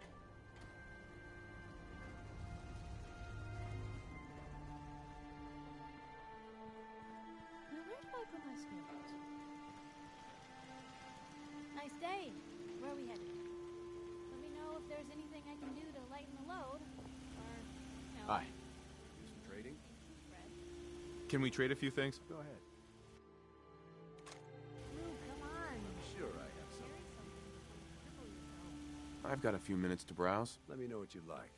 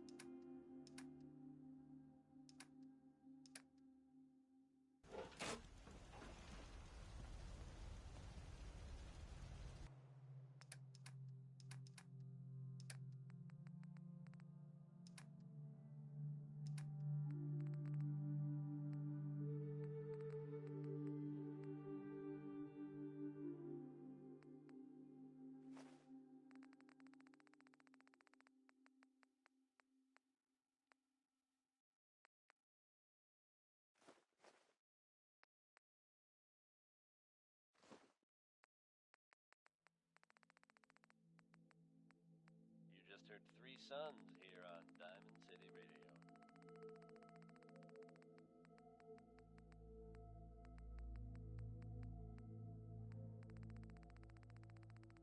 You folks out there listening to Diamond City Radio have always enjoyed the radio plays, right? The ones about the dreaded Silver Shroud. We've had them in rotation for a while now, and they're a fun little adventure. Only now it seems the adventure has become real. That's right, folks. The Commonwealth now has its very own superhero in the form of the Silver Shroud. Or at least, someone dressing up like him. Crime and Good Neighbor has a new enemy, it seems. Why would someone don that costume? Your guess is as good as mine. Probably better, in fact. Good Neighbor resident Kent Connolly swears that he was actually rescued by this Tommy gun-toting hero. So I guess if you're out there and thinking about breaking the law, you might want to consider steering clear of Good Neighbor. Or else... At least it's not raining.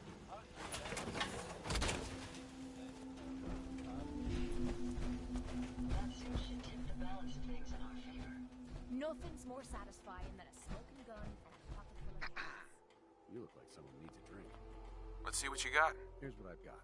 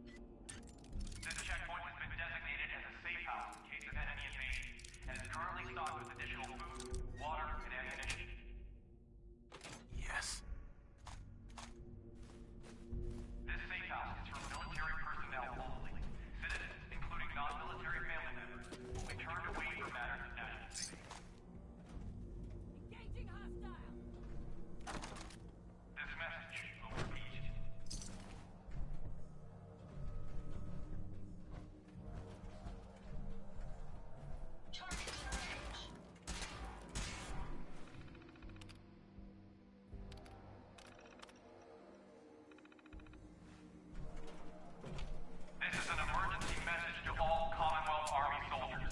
Emergency protocols 17 Echo Charlie Niner are in effect.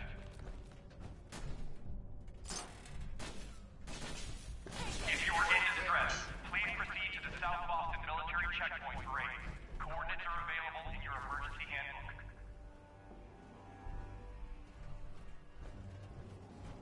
This checkpoint has been designated as a safe house in case of enemy invasion, and is currently stocked with additional food, water, and ammunition.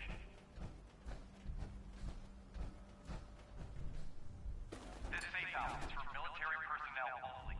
Citizens, including non-military family members, will be turned away for matters of national safety. That's it. This message will repeat.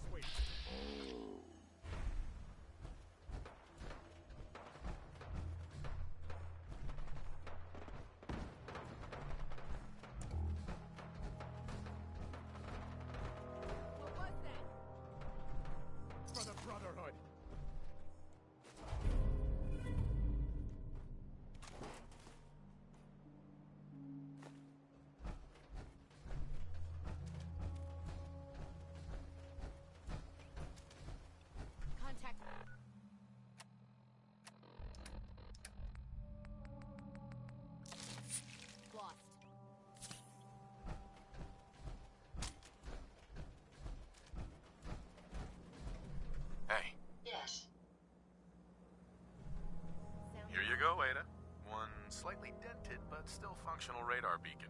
This will do nicely. And, with any luck, it'll help us trace the Mechanist's signal.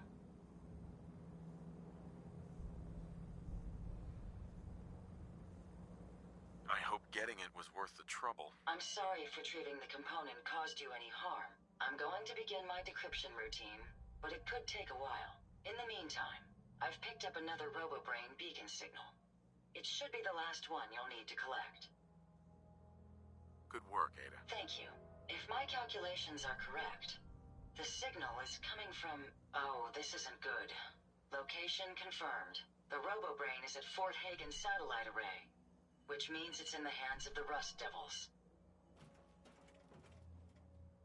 Who or what are the Rust Devils? Allow me to explain. My old caravan encountered them once while crossing the river into the city. The Rust Devils are a group of ruthless raiders who utilize robots for their nefarious practices. They scour the Commonwealth looking for my kind. What they can't capture and reprogram, they strip for spare parts. I realize they pose a greater threat to me than you. I just want you to be well informed. That being said, despite what lies ahead, I can easily continue to decrypt the signal as we proceed. So shall we be on our way?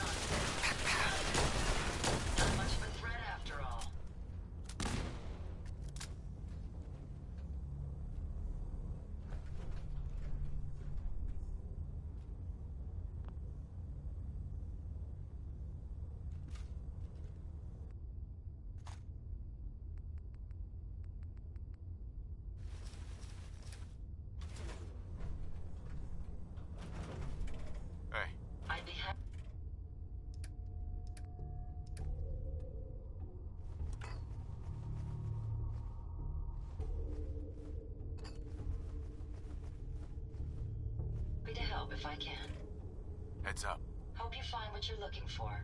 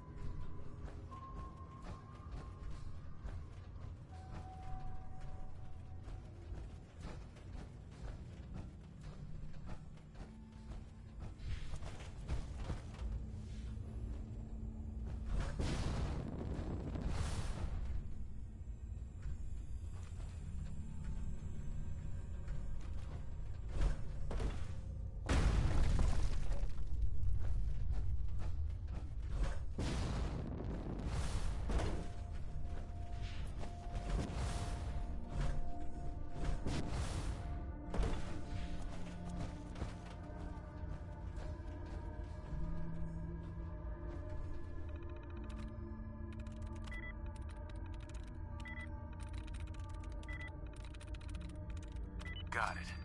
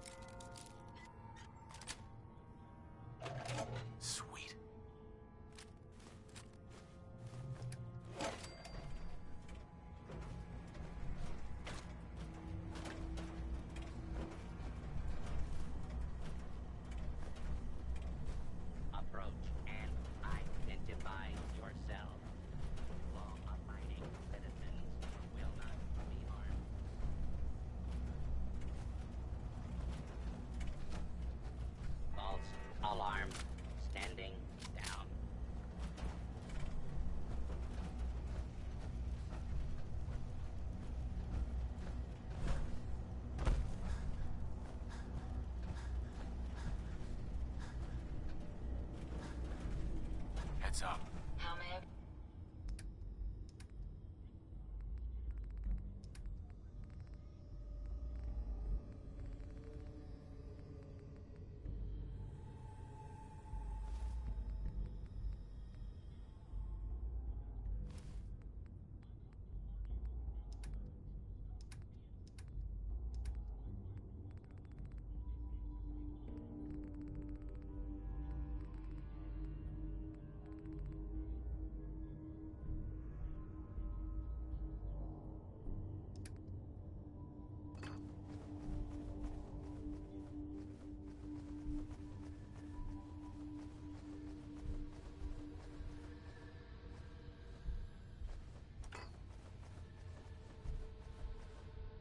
Of service.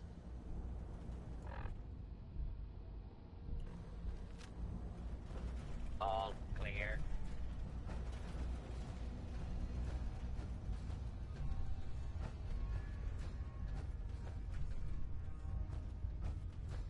Unidentified intruders detected. Beginning search.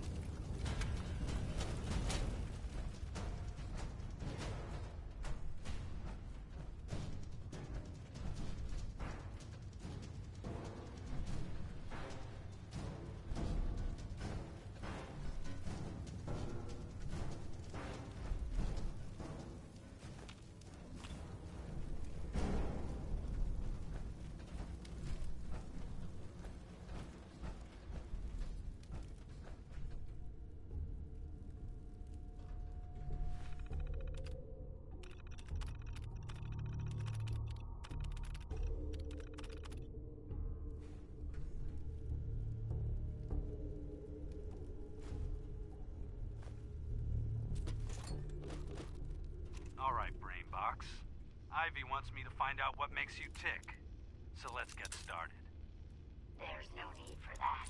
I'm certain we can discuss this rather unfortunate situation before it gets nice. Perhaps I can be of She wants me to crack open that dome you have for a head and find out how your brain is connected to your circuits. My head from its chassis. How about we forge some sort of an accord, just between the two of us? What the hell is an accord? You talking about wires or something? Right. I need to phrase this so even a dullard like you would understand. Let me put it this way. You need information that's going to make your boss happy. I want to keep my brain in one piece. Maybe we can cut a deal. Fine. I'm listening. I'll tell you everything I know about my own construction. All the bits that Ivy wants to hear. And I promise you, she won't be disappointed. In return, you keep those tools away from me and put me back onto my body. You get what you want, and I don't get dissected like some kind of a laboratory experiment. Do we have a deal? Well, that would save me a lot of time. And Ivy doesn't like waiting. Tell you what, you start talking, and I'll stop drilling. After I tell Ivy everything, we'll see how happy she really gets. But I think I'm gonna leave your head in that machine for now, just in case you decide to get any smart ideas. How's that for a deal? I suppose it will have to suffice. I mean, yeah, it's a deal.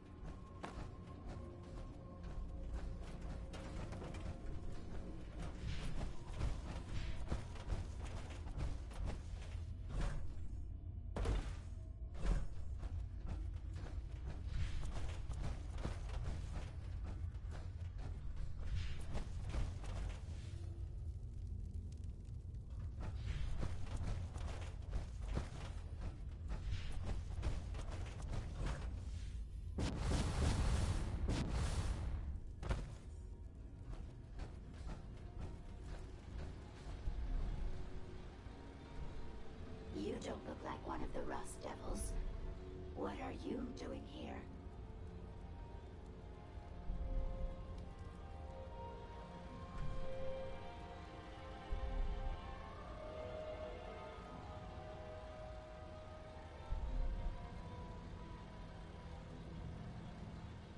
What did the Rust Devils do to you? They felt that by keeping my head online would prove useful to them. Fortunately for me, they're stupid enough to actually believe anything I say. Admittedly, it hasn't gotten me very far, but it has saved me from the same fate as my rather unfortunate comrades you see in pieces around you. Now, back to my original question. What are you doing here? Maybe I'm just a Rust Devil wearing a clever disguise. Please, don't insult my intelligence. Why don't you just tell me why you're here? Hunting down a and why radar we're even beacon. bothering to have this conversation. How very interesting. That's a very specific part to be searching for. And you don't look like the typical part scavenger type to me. I calculate a 98.8% chance that you're looking for the Mechanist. If I'm correct, and I usually am, then perhaps we can help each other with our respective predicaments.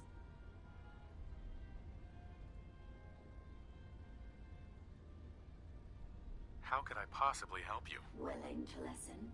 How surprising. I'll take that as a gesture of good faith as I describe our potential bargain. Now, how can I put this as simple as possible so someone at your processing speed can understand? In order to find the Mechanist, you're going to need more than just my radar beacon.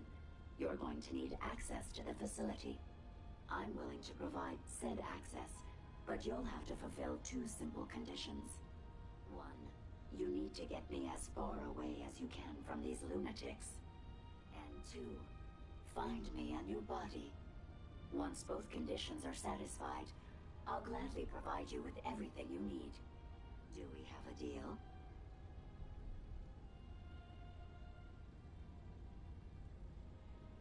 How do I know you'll keep up your end of the bargain? Even though there's a human brain floating in a biogel inside my head, I'm still bound by my original programming. It pains me to admit it, but one of my directives states that I cannot lie. Ever. So, while I'm not the most charming robot you've ever encountered, the last thing I'm going to do is violate an agreement we've made. Now that we have that out of the way, do we have a deal? Deal. A wise decision. Once we're at our destination, I'll happily relinquish my radar beacon as a gesture of good faith. Now, I strongly suggest you stop loitering in the middle of a hostile location and get us both out of here at once.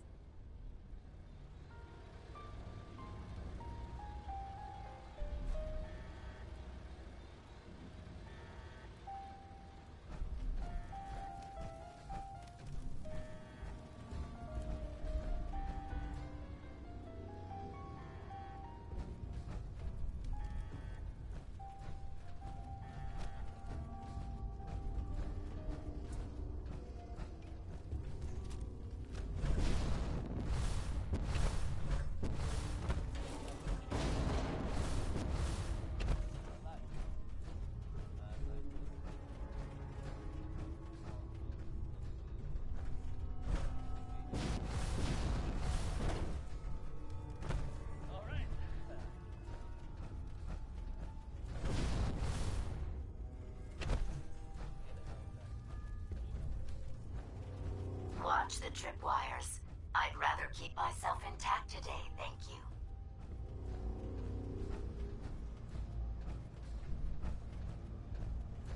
You really are taking the path of most resistance here, aren't you?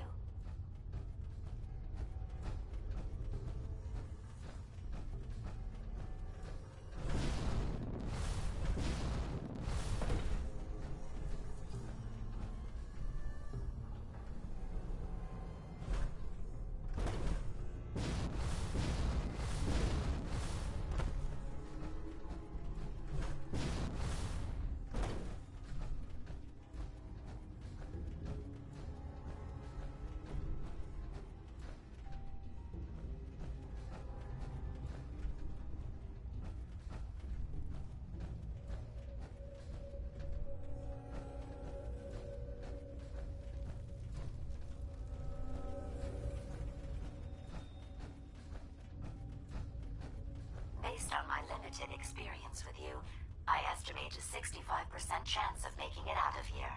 Not optimal. An increase in effort could have an impact on the odds.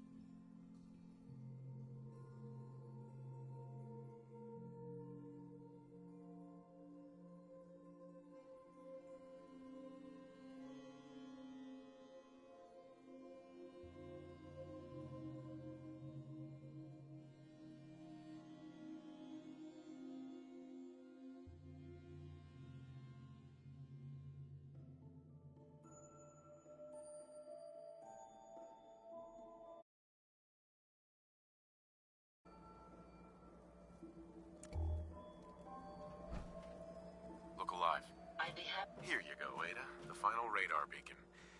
I'll need that head back when you're done. Of course. Shouldn't take but a moment. There you go. Still in one piece. I'm not sure why you want the head back. All we needed was its radar beacon. Besides, robo-brains are notorious for being, well, a real pain in the neck.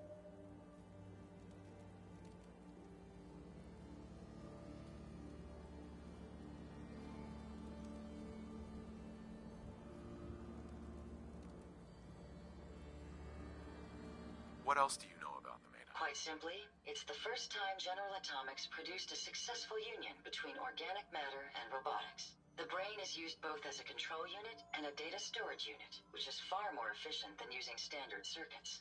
Unfortunately, there were a lot of programming issues with these robots, which caused them to be a bit, shall we say, unhinged. Hopefully, this particular robo-brain will have some of the answers that we've been seeking. A union of organic matter and robotics? Sounds an awful lot like a synth. Not at all. The robo-brain was built with a very different design philosophy in mind. General Atomics' intent was to use the human brain to augment the robot's functions, primarily to accelerate the decision-making process. Free thought and individuality was never intended. These were expressly built like soldiers, to follow orders without question. The robo-brain's unfortunate tendency towards violence and aggression should be considered more of a malfunction than a calculated decision. We still need it, Ada. I believe it can help us access the Mechanist's facility. Of course. It makes perfect sense that the Mechanist would not only keep its location a closely guarded secret, but would secure it against intrusion as well. I'm terribly sorry. I hadn't considered that possibility at all. I'm afraid when it comes to assisting humans, I'm not doing very well lately. Why would you say something like that? Isn't it obvious? Ever since I let my friends die in that caravan, I feel like I've been failing in my duties. I chose the route we took the day we were attacked. Perhaps if I had selected an alternate route, they'd still be alive. Sometimes I wish that Jackson had programmed me with my personality mode set permanently to disabled.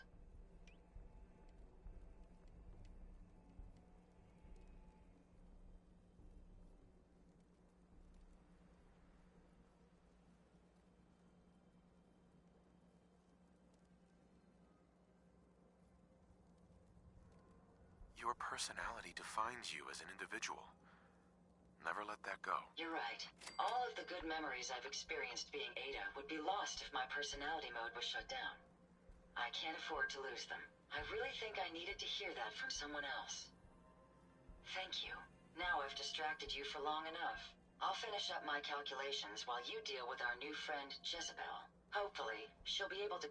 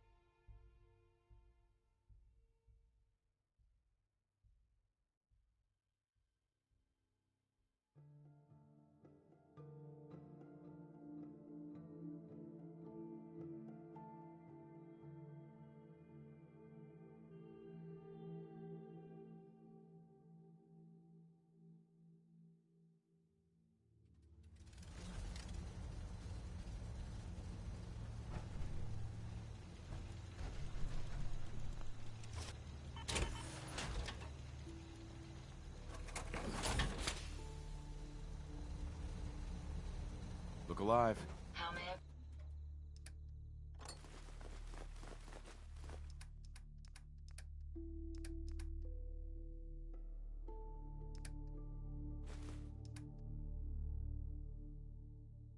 Your service. Could figure out a good use for it.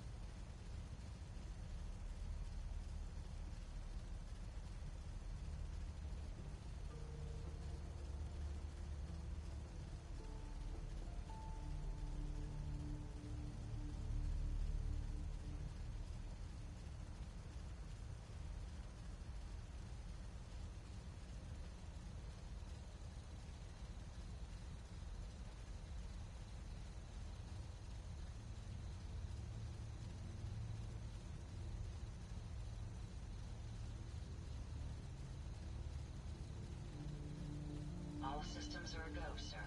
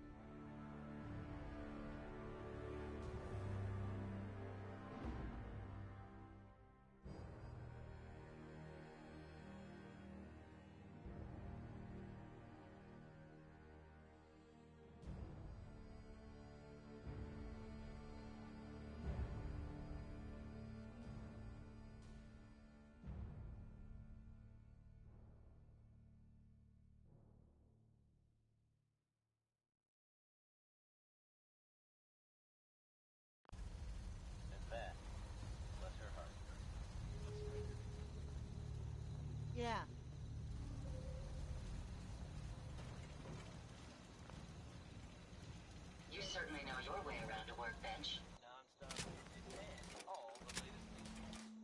This is Wait, what he calls me by Billie Holiday.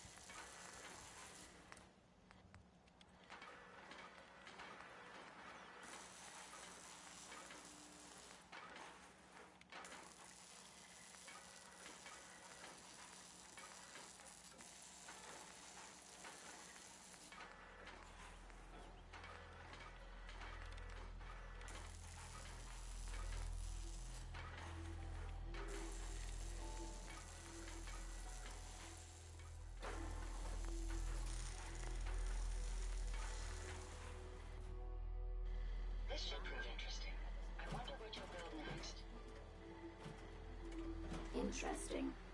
This body you've selected for me isn't quite what I had envisioned, but it will have to suffice.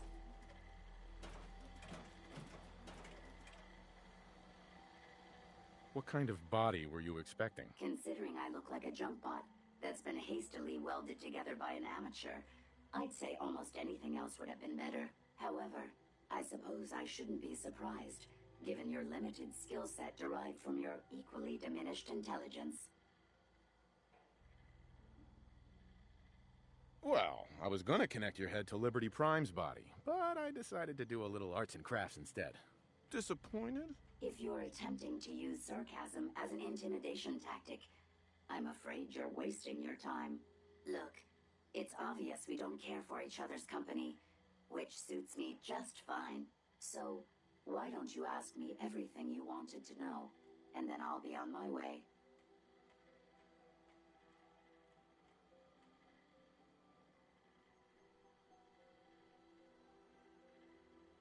Why did General Atomics make you so uncooperative? I haven't the faintest idea of what you're talking about. I am a top-of-the-line model, with an efficiency rating that makes Mr. Handy look like a glorified toaster oven. When given a set of instructions, I will complete them without question, and without error. Now, were there any other ridiculous questions you wanted to ask? Tell me everything you know about the Mechanist. Now there's a fascinating subject.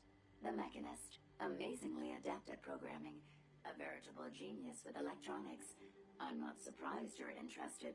I've been dutifully carrying out the Mechanist's instructions to help the people of the Commonwealth for quite a long time. Helping the people of the Commonwealth? You? Absolutely.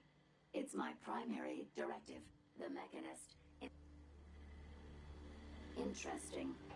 This body you've selected for me isn't quite what I had envisioned, but it will have to suffice. I'm sorry you feel that way. It's the best I can do. Yes. Well, it's certainly better than being stuck to a machine surrounded by rust devils poking and prodding me for their amusement. Look, it's obvious we don't care for each other's company, which suits me just fine. So, why don't you ask me everything you wanted to know, and then I'll be on my way. Tell me everything you know about the Mechanist. Now there's, amazingly, I've been dutiful.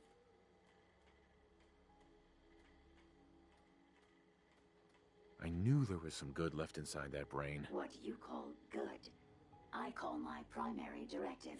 The Mechanist instructed me to seek out and help the people of the Commonwealth. By my calculations, the easiest way to help a human is simply to destroy it. There's no point in prolonging a laughably fragile life. It's the most efficient way to assist them. Any other effort to help tends to result in numerous complex side effects. The Mechanist gave you these instructions? To kill people? Well, not exactly.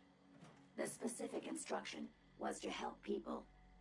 I merely interpreted the most efficient way to perform my duties. Assisting a human to the best of my abilities only affords a 25% survival rate.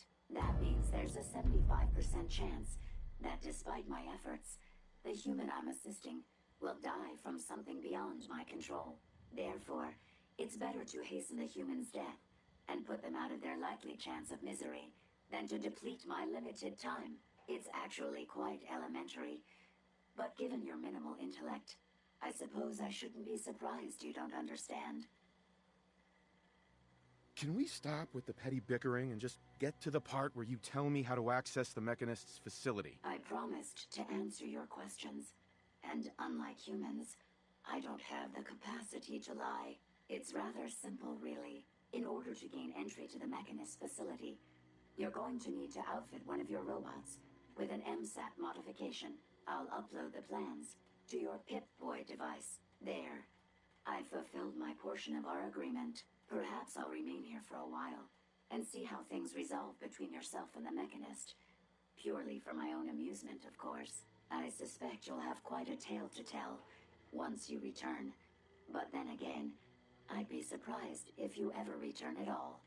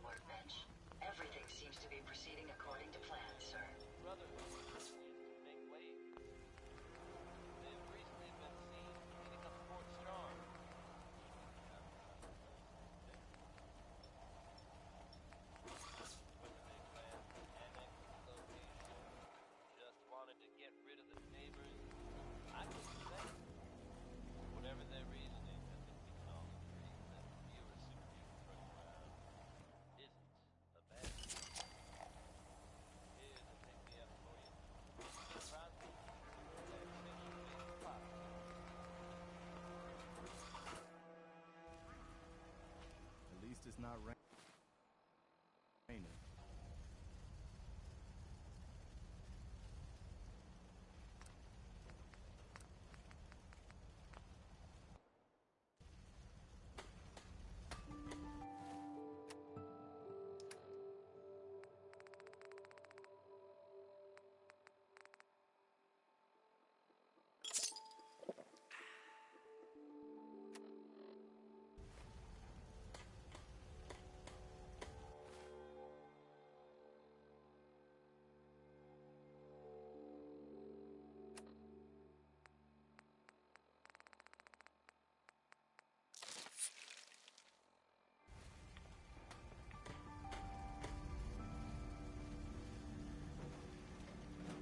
So where are we off to next?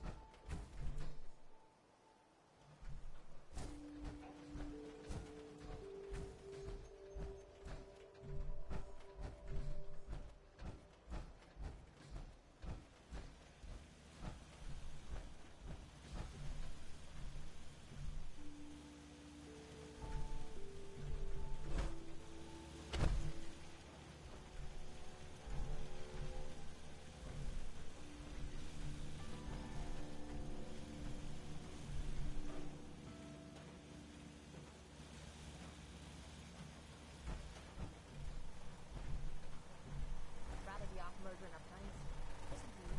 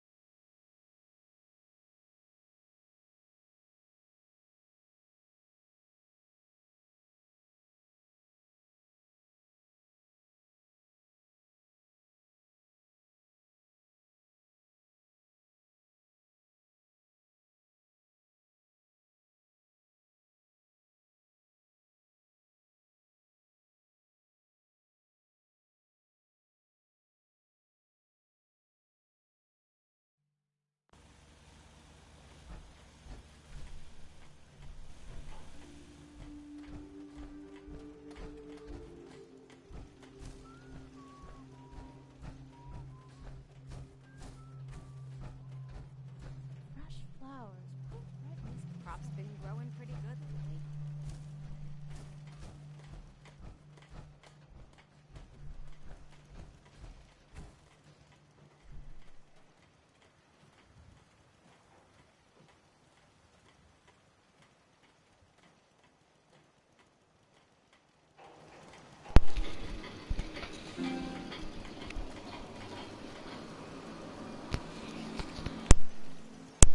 It's mainly because I just had it unplugged just now.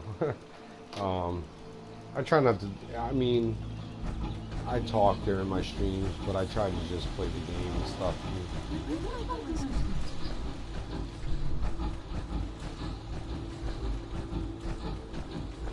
I'm not much on the trying to be a whole extra personality thing, but I mean, if you have any questions or anything about the game or something, you're more than welcome to ask.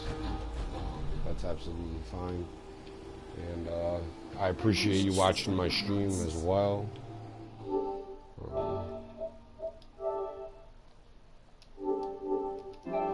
So yeah, I appreciate you watching my stream, Brandon, and I hope you've been enjoying.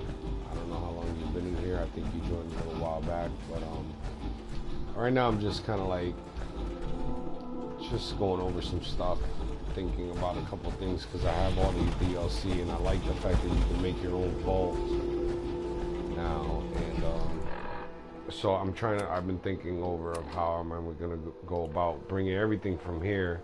But before I leave Sanctuary, I'm trying to get the 100% happiness, which has been a pain in the butt. I hear it's really easy if you do it at the Red Rocket Station. So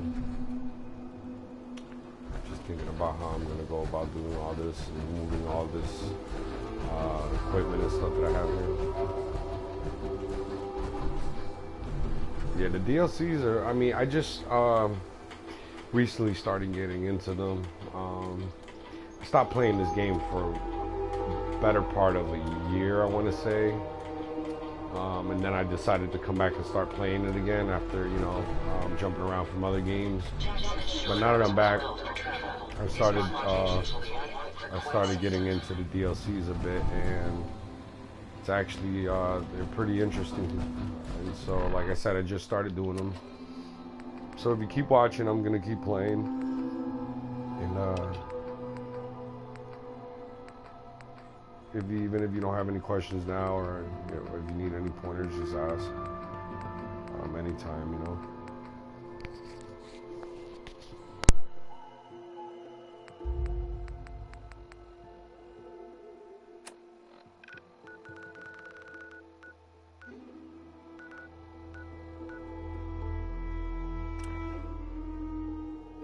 So yeah, real quick, I'll take you to my vault. I'm trying to build this vault. It's proving a little bit tricky. I mean, you have to fiddle with the mechanics a bit, you know, and then you get it. It's basically just like when the game first came out and you were able to build your own settlements, but now it has a lot of stuff going on with trying to be more geometrically correct about things and stuff like that when you're creating your vault. So this is technically my vault. This is the beginning part, so you know, and none of this I've built. But when you come back this way, this is all the stuff I've built so far. A little rough at the moment, but I'm liking the results. I got to start getting lighting in here and electricity and stuff, but it's all under construction. This is actually the atrium. I like to call this the hall of gossip, you know. But you know, I already have the overseer's office all set up, and then I got to start expanding it that way.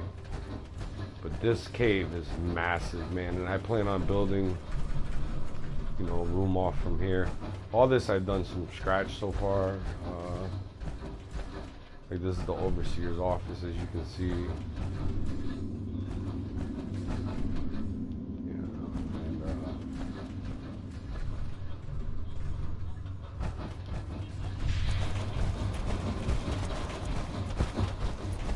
This thing is just, it's huge down here, man. So I want to create like a science facility, agriculture, so on and so forth, you know, weaponry, all these different sections that I want to create. So down here, I'm trying to figure out, see how it's a little offset here. I'm trying to figure out how I can line this up. You might not bother so much with this end. This might just be like the shortcut dead end run through. But then you have, like, for example, I might create my weaponry over in this section down here. Not sure yet. This thing is just massive. There's just all kinds of cavernous. It would have been nice if they would have had co-op. It would have helped a lot with the creativity of building things together, absolutely. But I couldn't really explain to you otherwise that Bethesda just saw it not appropriate to release a co-op for this game at the moment, I guess, or some sort of multiplayer. This will make an awesome, like, you know, they have the Elder Scrolls Online ESO and I think Fallout would make an awesome online, massive online RPG. Now, see, this is like, for example, my energy, this is the water. I'm trying to get all this stuff down, man, like, this stuff is just, I'm gonna build a little area around here so that you can walk through. Little, this thing is huge. There's just all kinds of places to build stuff down here.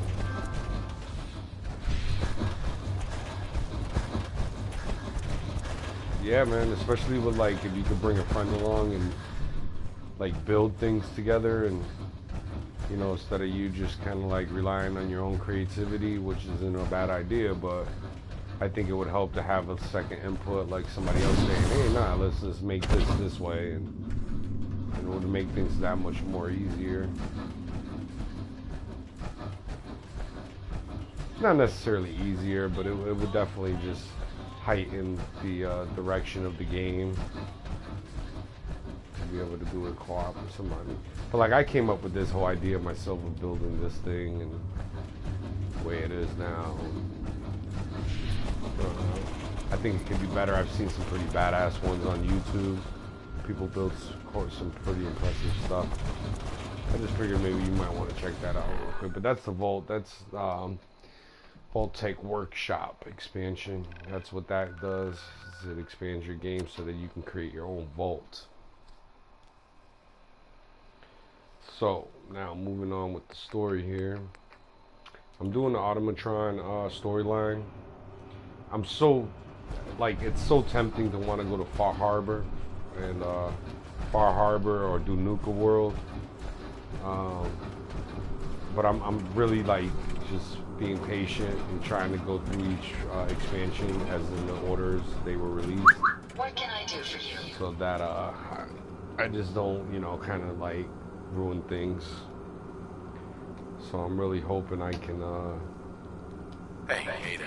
I trust you've completed your business with complete this Automatron really soon, wasn't too difficult. and hopefully I can get to Far Harbor because I'm dying to go there. Is there a chance these robots Give me one are second. misinterpreting orders? Yes, I've considered the possibility. The contradictory nature of the Mechanist's broadcasts are troubling. But the truth is, regardless of intent, the Mechanist needs to be stopped. These robots are too much a threat. Were you able to discover how to gain access to the Mechanist?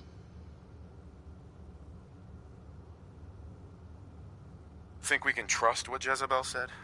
I'm hoping she doesn't have her own interpretation of the word access, too. We'll soon find out. What did she have to say?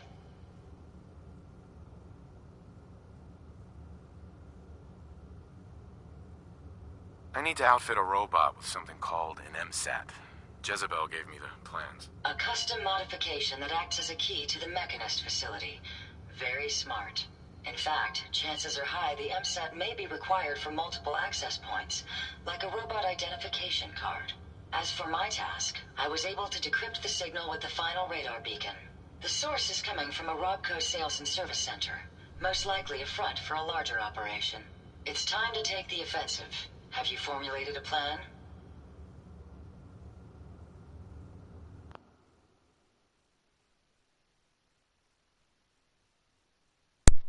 I'll be right back. Give me one sec. But I don't know which 3 games particularly you're mentioning, but at the moment I don't play a lot of multiplayer. I used to play Division a lot. Battlefield, I haven't gotten into it like I wished I would have. And I'm a big Battlefield fan. I'm really more into the modern Battlefields stuff. Like, I like flying the helicopters and things like that. But I enjoy the gameplay in Battlefield 1, you know, the shooting and stuff. It's just too dumbed down for me. I like flying the jets and things like that, like in Battlefield 4. So it kind of turned me off. And in terms of the third and final game that I've recently played multiplayer, you would have to just leave a comment on that, and I'll be right back. I'll read your comments when I get right back to anything.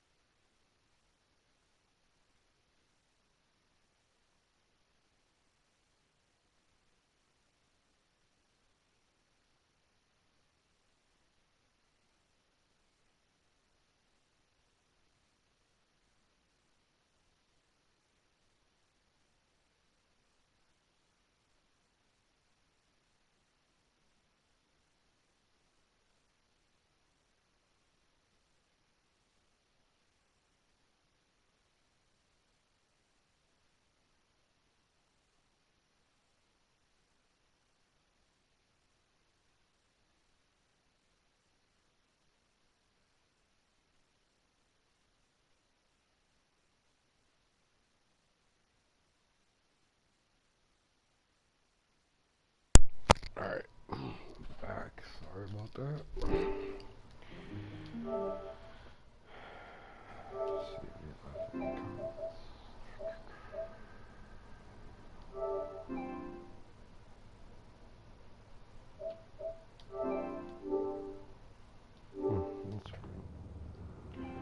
Comments aren't showing.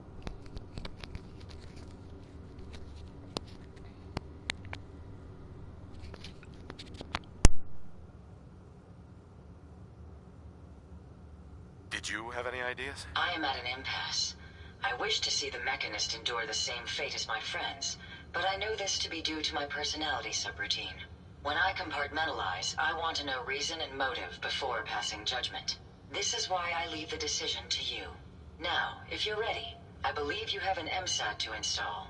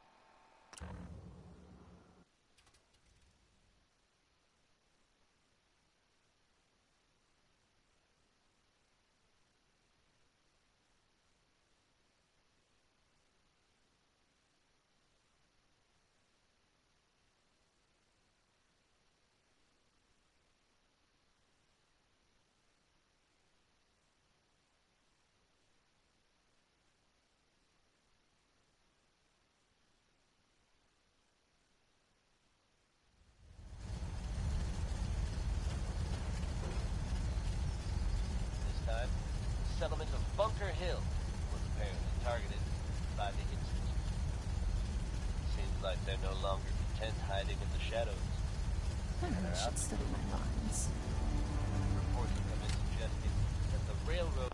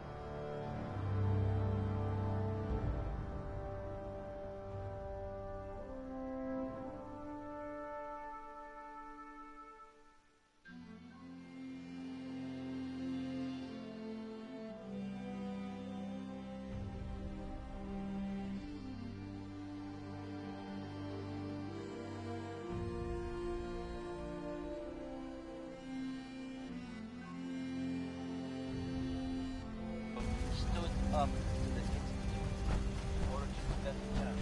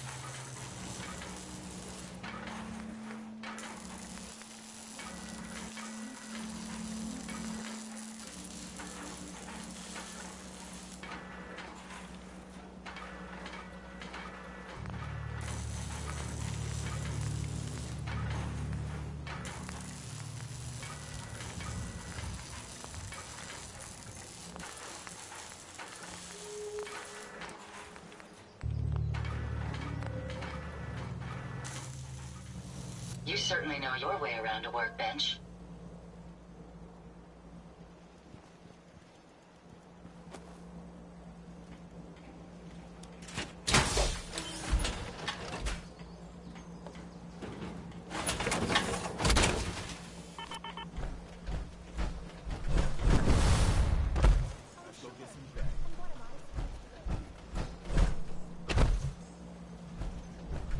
Hey. Yes. Hey. Please take your components, sir.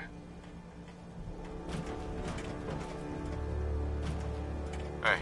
Yes, sir? Ada. How can I help?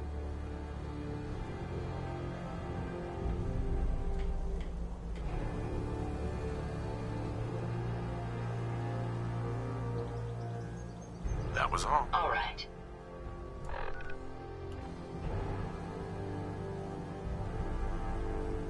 Heads up. How may I be of service, sir? Are you able to self-destruct? No, I can't. I'm fairly certain that my original creator had grander plans for me other than becoming a pile of debris. Heads up. I'd be happy to... Yes. How can I assist? I think it's time to disable your personality subroutine. Sorry, no can do. That switch was disabled when I was built. I'm afraid you're stuck with me this way. Look alive. Yes.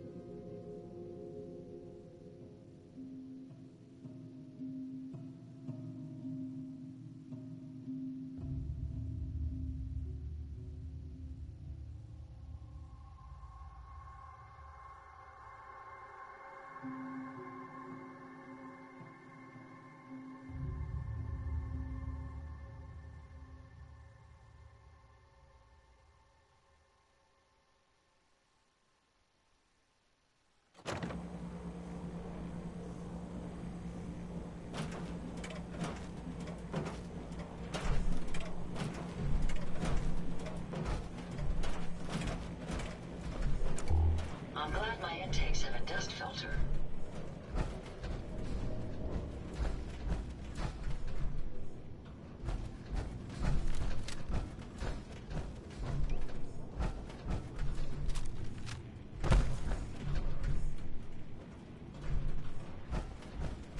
Scan this.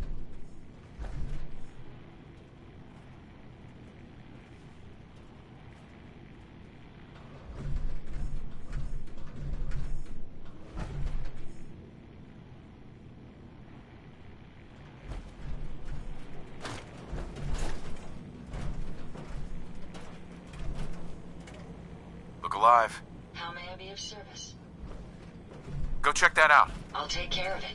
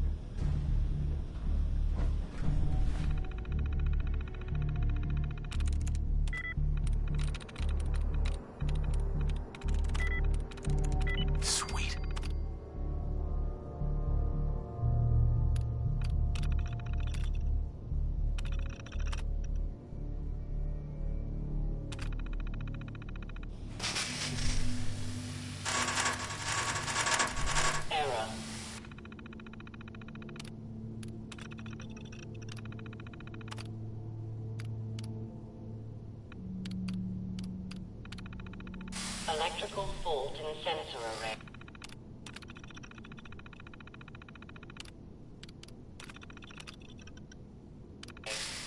Sensors offline.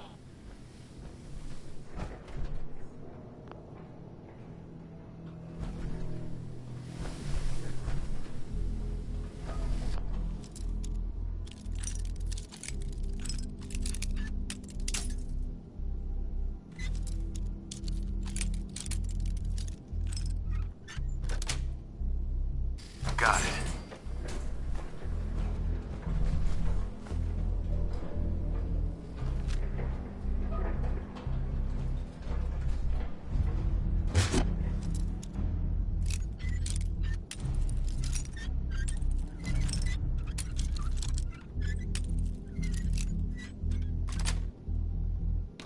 Yes. Oh, the scourge of the Commonwealth has my own technology against me. You may have gained access to my sanctum, but you'll need better skills than that to defeat me.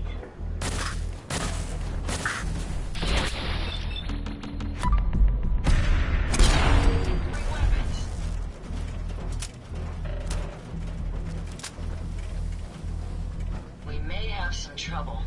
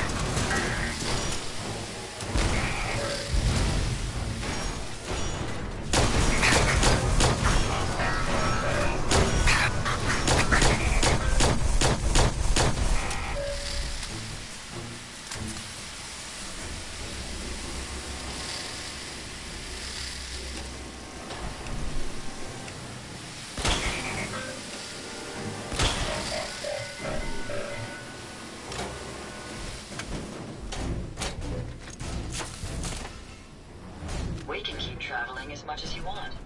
I don't require sleep or food in order to survive.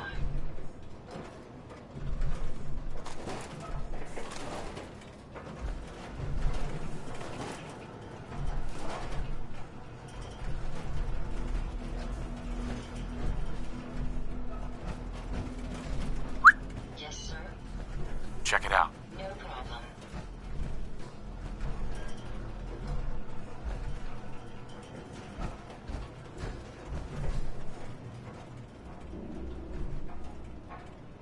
Grab that. Certainly.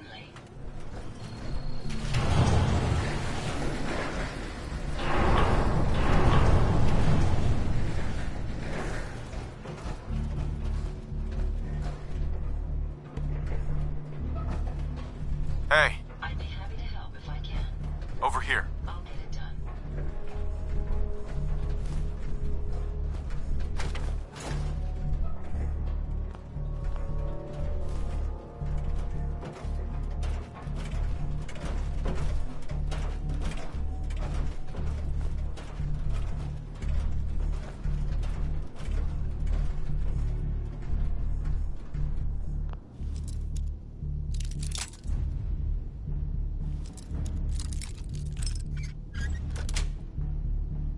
Got it.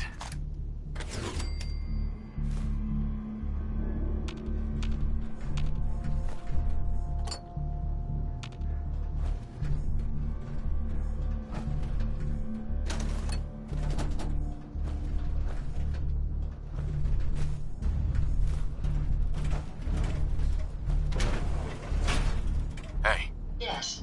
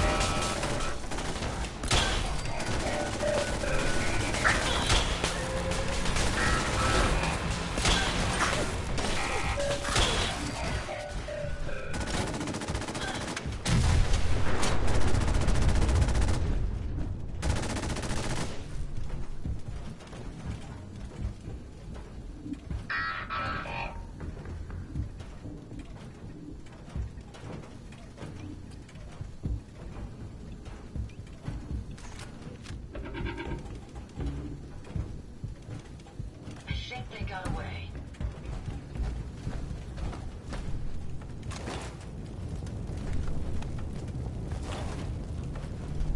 Never fear, sir. I will ensure your safety to the best of my ability.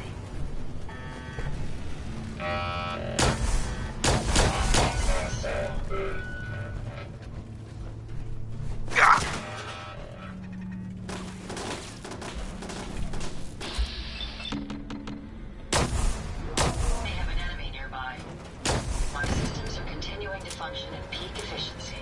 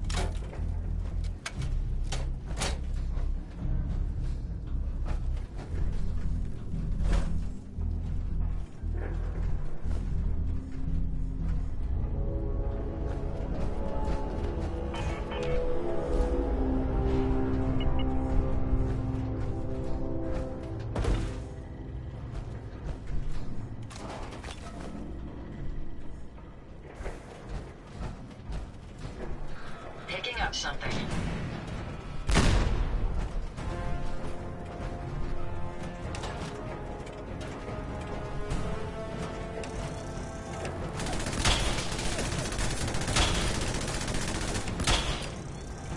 Target down.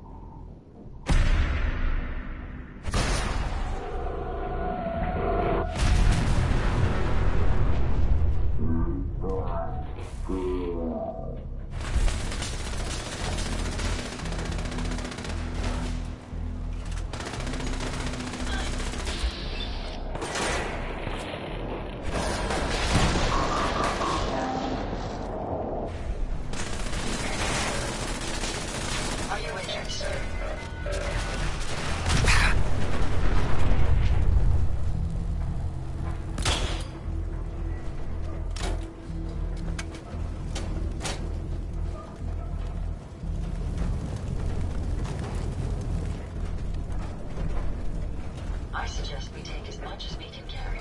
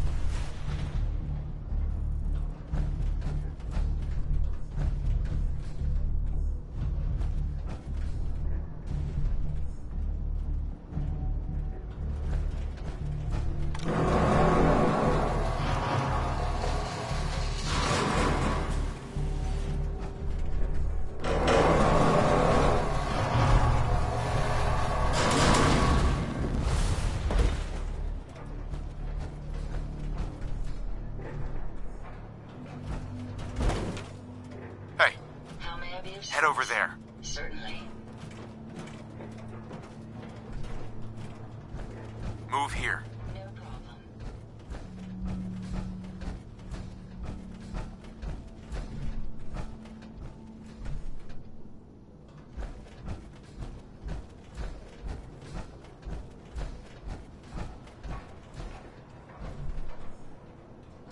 Hey. What can I do for you?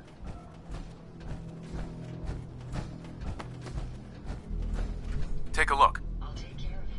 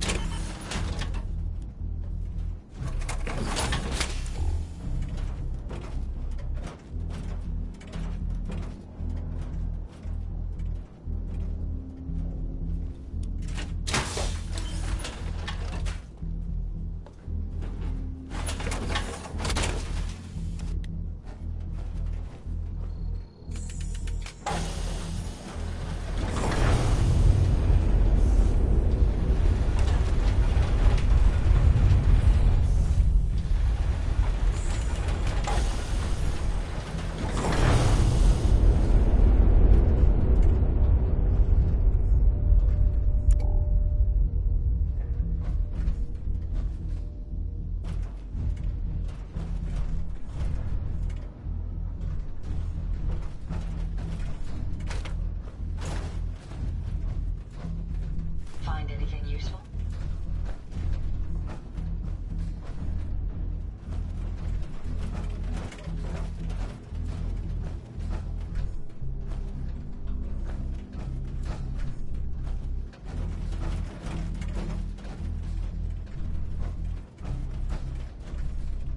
Hey. Yes, sir. Over there. I'll get it done.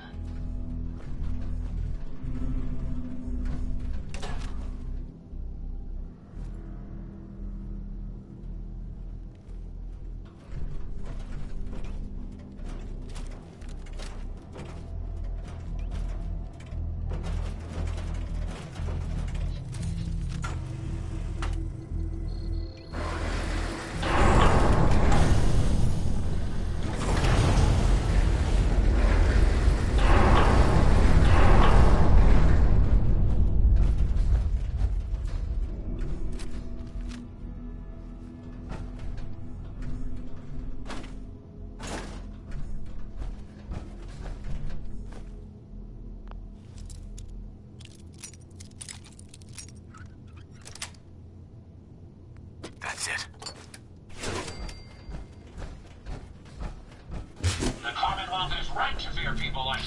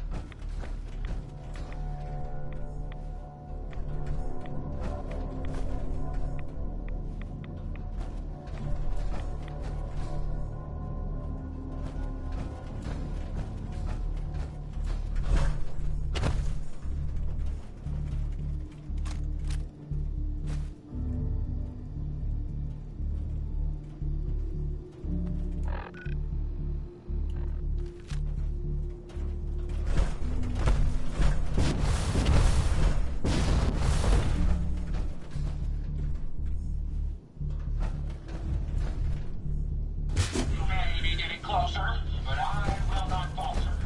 My robot will save you, and no further harm will come to the gospel.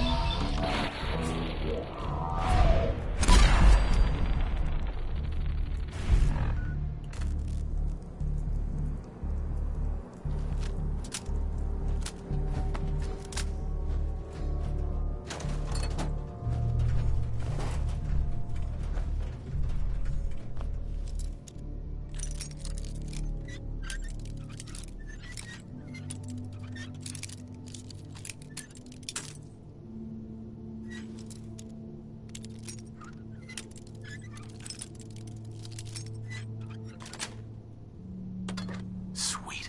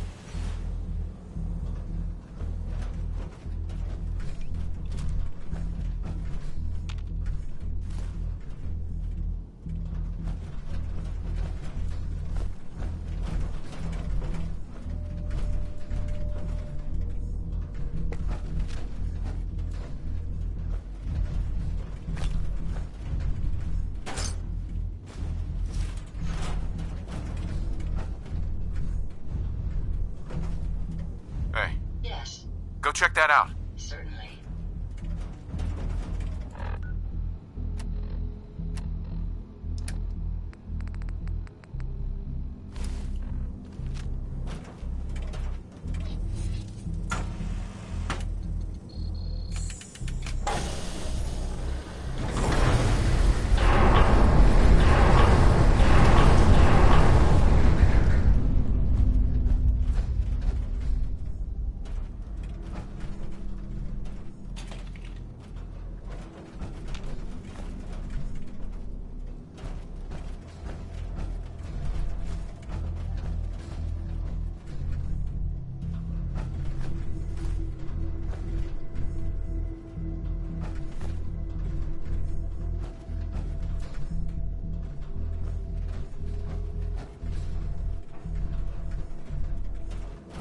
Heads up. Looking to lighten your load?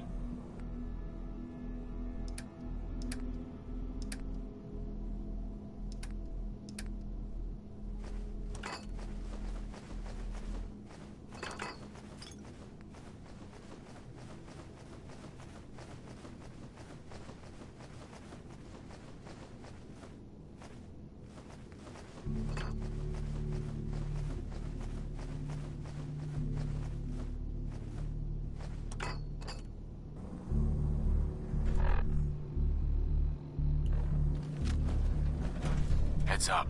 What can I do for you? Check it out. No problem.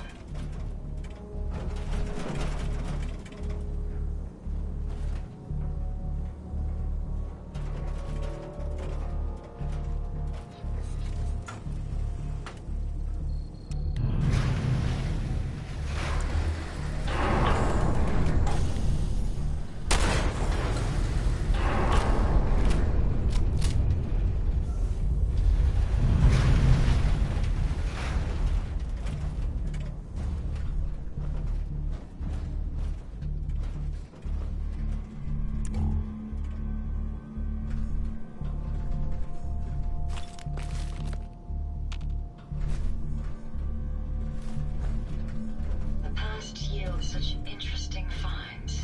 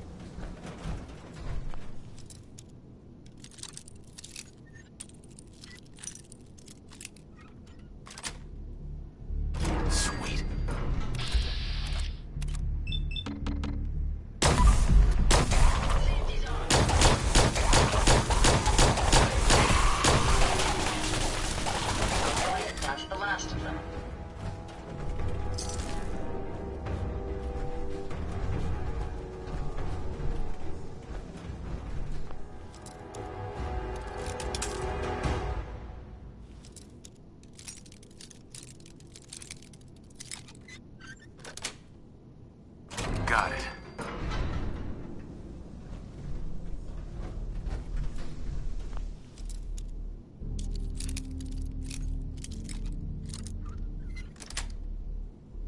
That's it.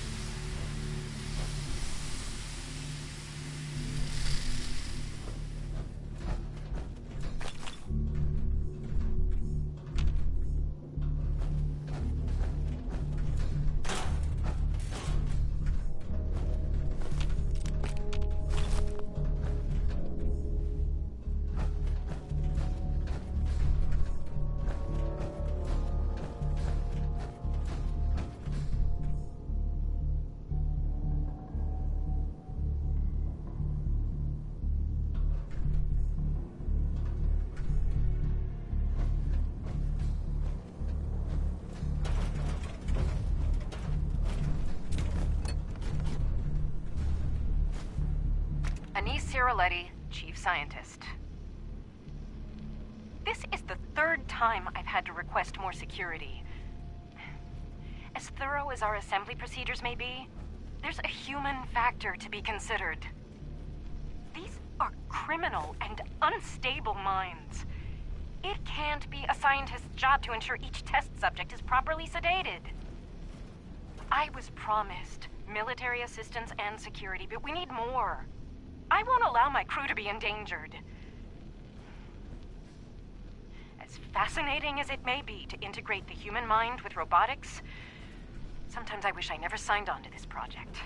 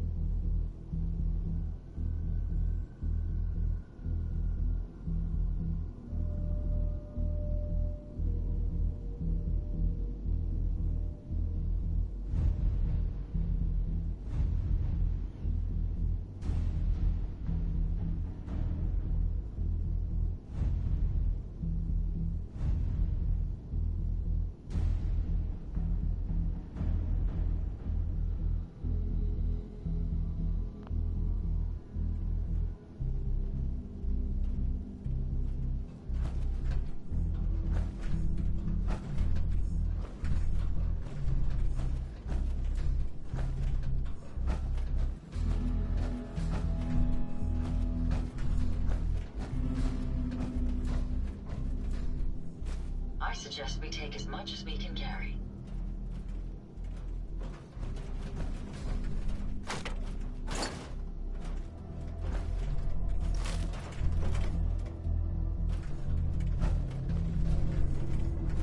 Look alive. I'd be happy to help. Take a look.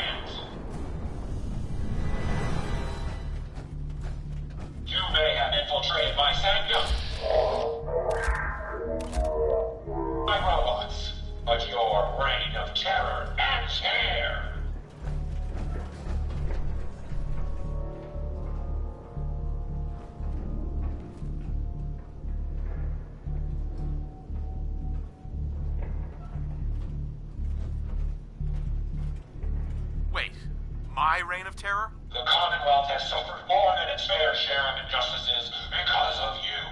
Now you'll face the full might of the Mechanist. My righteous robots will end your tyranny once and for all.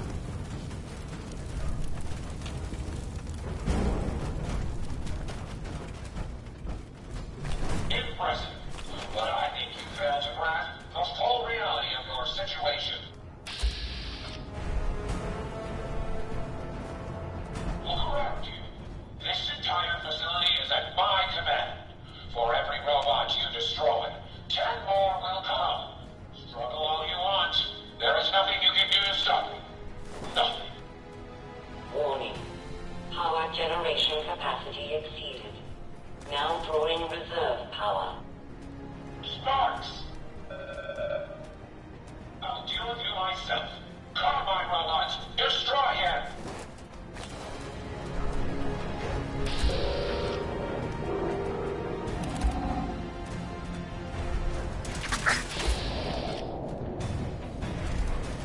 Any idea? Nice try.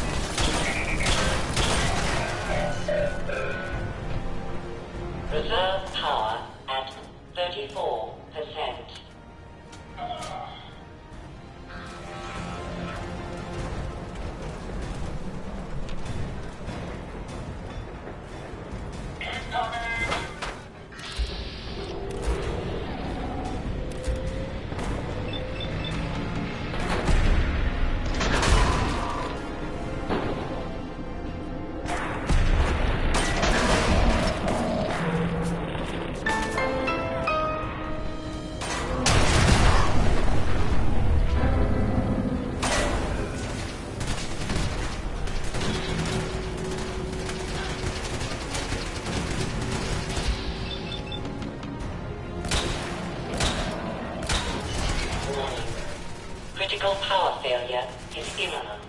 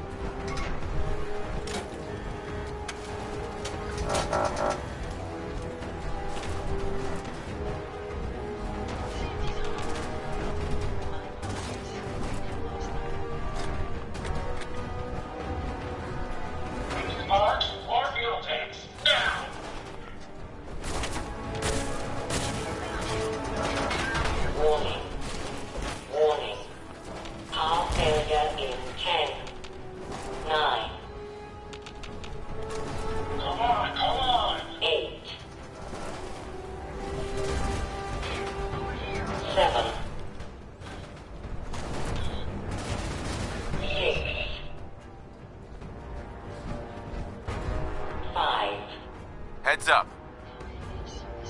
Over there. 4, 3, 2, 1.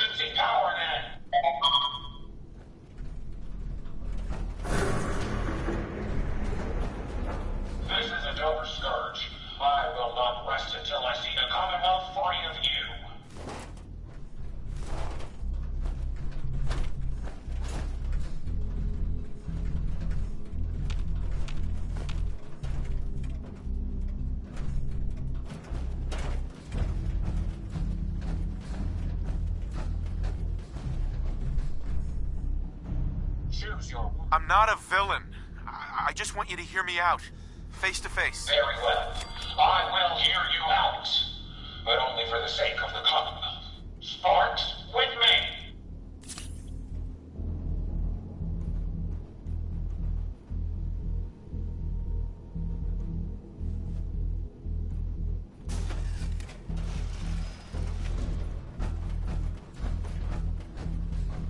Let us discuss this amicably. Who are you? Don't you think it's time you ditched that mask? You're right.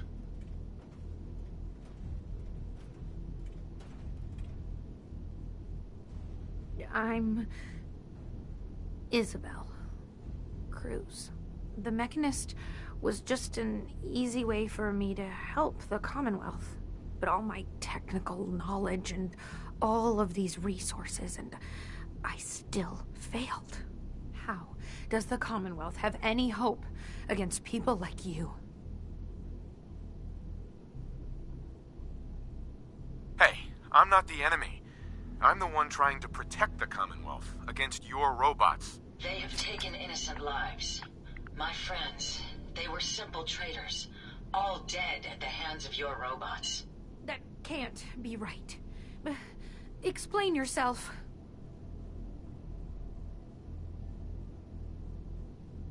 How can you not know what they're doing? You must have some way of watching them. My bots have never violated their protocol. Their data dumps only show the elimination of hostile encounters.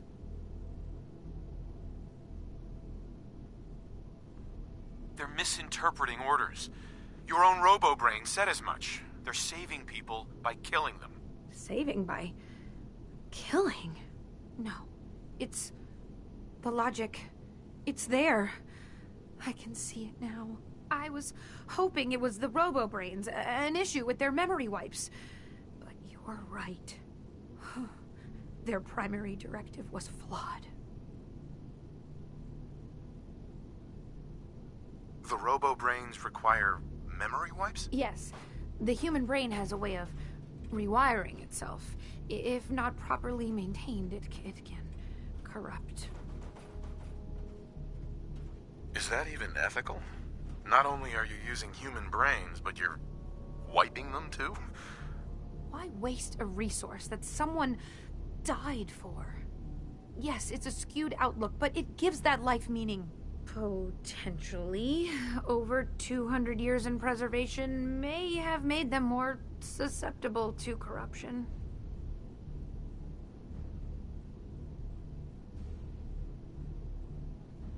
That sounds like a serious flaw. And a dangerous one at that. It is, but the process is thorough. They're wiped after each mission. I found it's best not to let them recall what they've been through.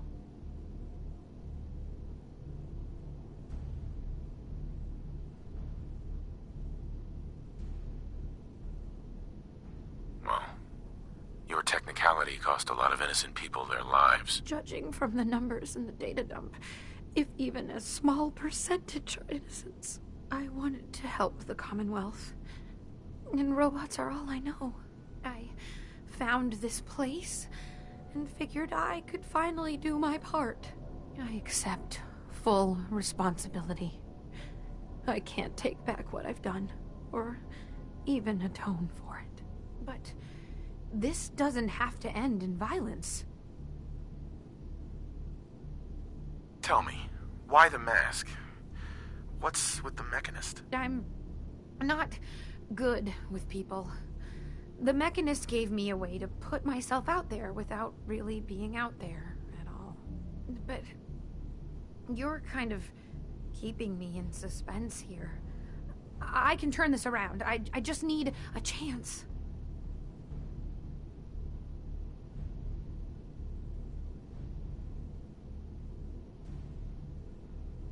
I'm not here to kill you. Only to get you and your robots to stand down. Done. Consider it done. And you won't regret this. I promise. None of the Commonwealth will. Here, take this. It's the password to the mainframe. You can use it to shut down the security protocols. I'd rather this place be in your hands now.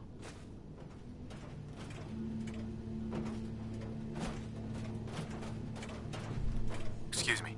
Use the password to shut down the security. After that, the base is yours.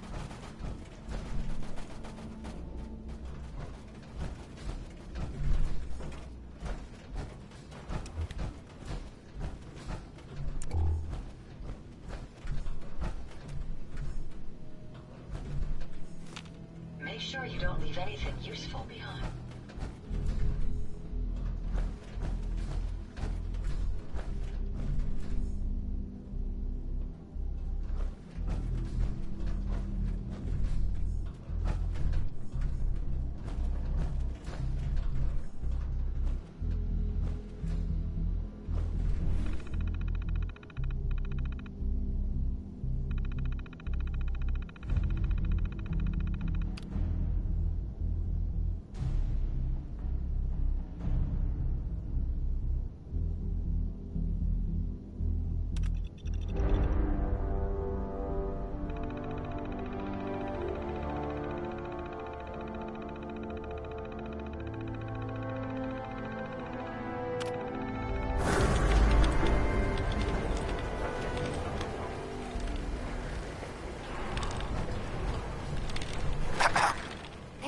Just one more thing, if you have a minute. What's up? Just a quick thing. I just wanted to say I'm really happy, thankful that you've let me stick around here. And in order to show you that I'm done with the past, I want you to have this as a sort of promise, I guess. It's the mechanist suit I made.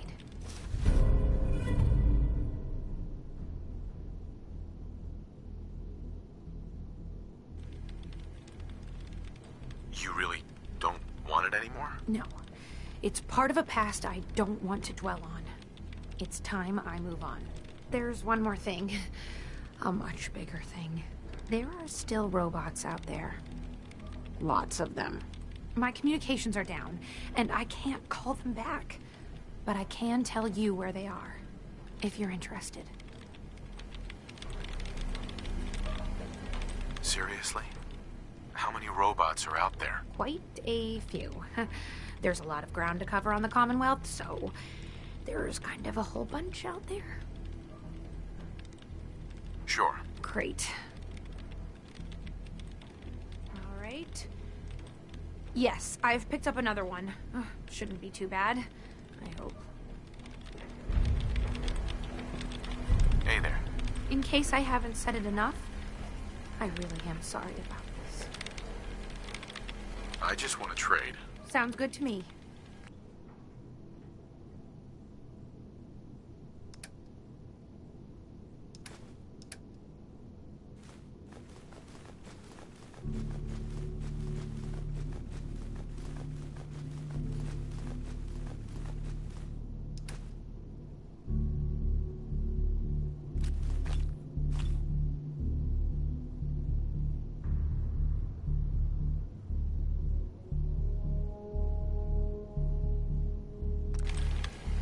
In case I haven't said it enough. I just want to trade. Sounds good to me.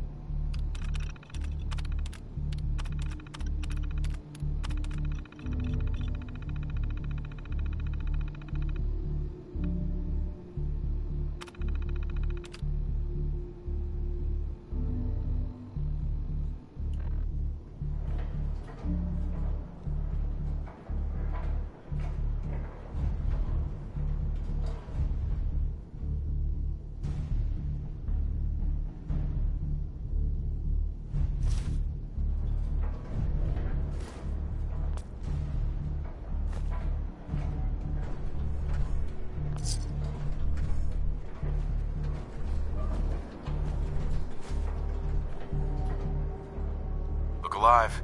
Yes. Your return is a relief. I trust the outcome was what you wanted.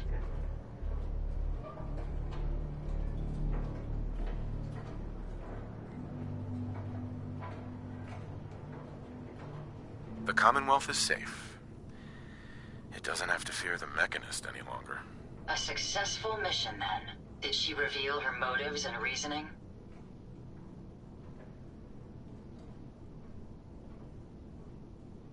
The Robo-Brains were responsible. It was their twisted logic that started all this. A biological wild card. The unknowns are vast. She had to know the risk she was taking by creating them. Many good people endured suffering and death because of the Mechanist. It's a shame a mind as brilliant as hers allowed such atrocities to be committed.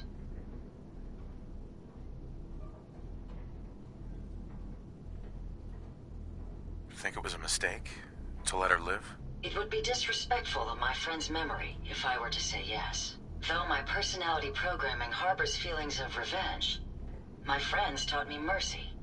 And mercy can have very powerful effects. She's good at heart. She made a mistake.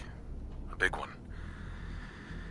And she'll live with that guilt. I believe I have a certain understanding when it comes to guilt. While it's not the justice I had hoped for, it will suffice. Still, I now know that the death of my friends has brought about a safer Commonwealth. Had the Mechanist's robots remained unchecked, I'm certain that damage would have been extensive, halting, if not reversing, any progress that has been made here. With this knowledge, I am finally registering feelings of satisfaction and accomplishment. And I have you to thank for it. How may I be of service? Let's take a look at what you've got.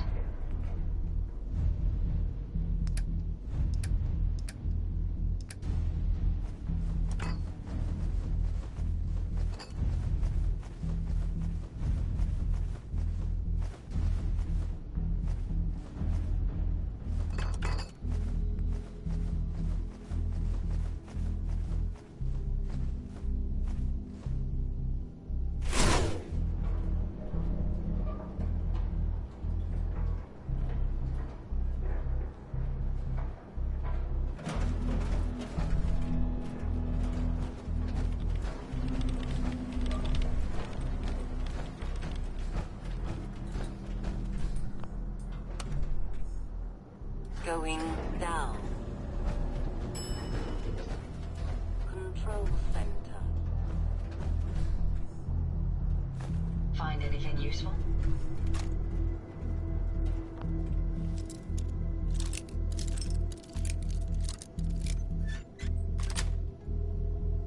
That's it.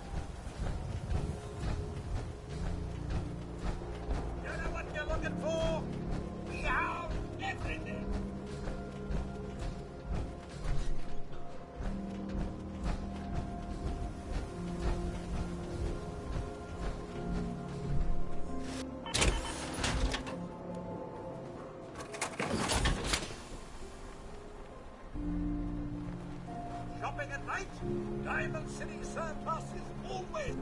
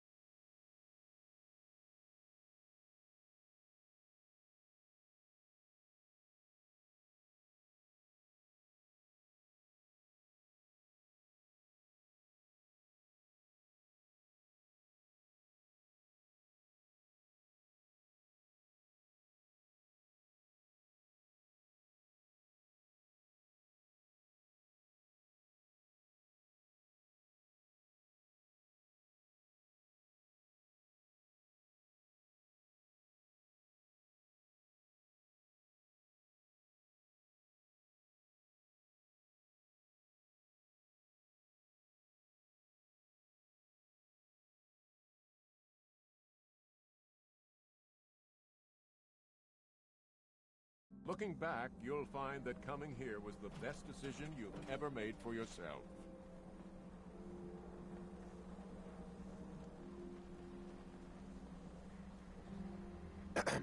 I hope you enjoy your stay in Diamond City.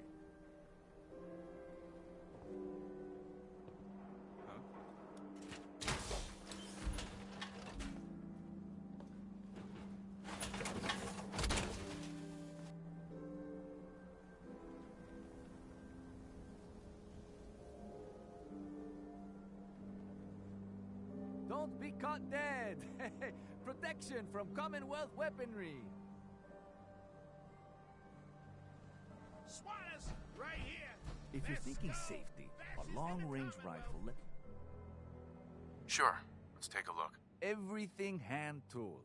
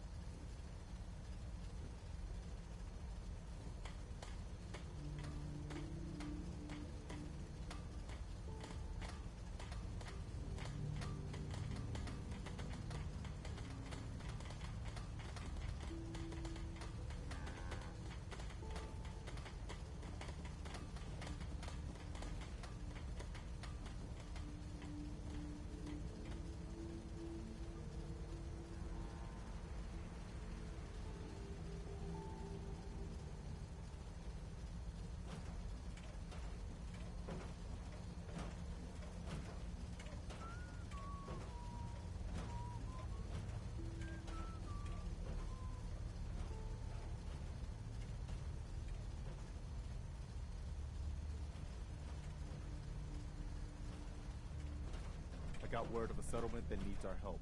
I'll mark it on your map. We can use all the support we can get, so see what you can do to help.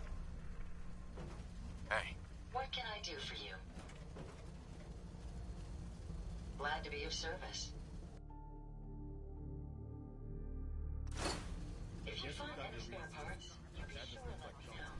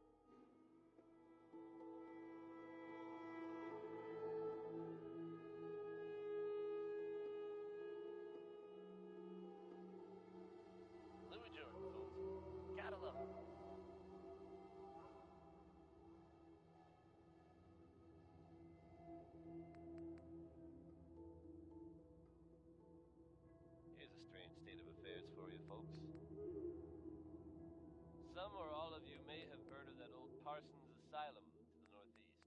You may also have known to stay away from it. I guess no one told a group of raiders about that because word is they attacked it recently. You'd think that might mean the place is overflowing with raiders right now. But you'd be wrong. It's empty. Abandoned. Now, you could assume they got what they wanted and bolted. But given how creepy that place was, you can't help but wonder if something else happened. We may never know for sure, and you know what? That's okay with me. Truly one of the greatest voices ever. Here's Nat King Cole with Orange-Colored Sky.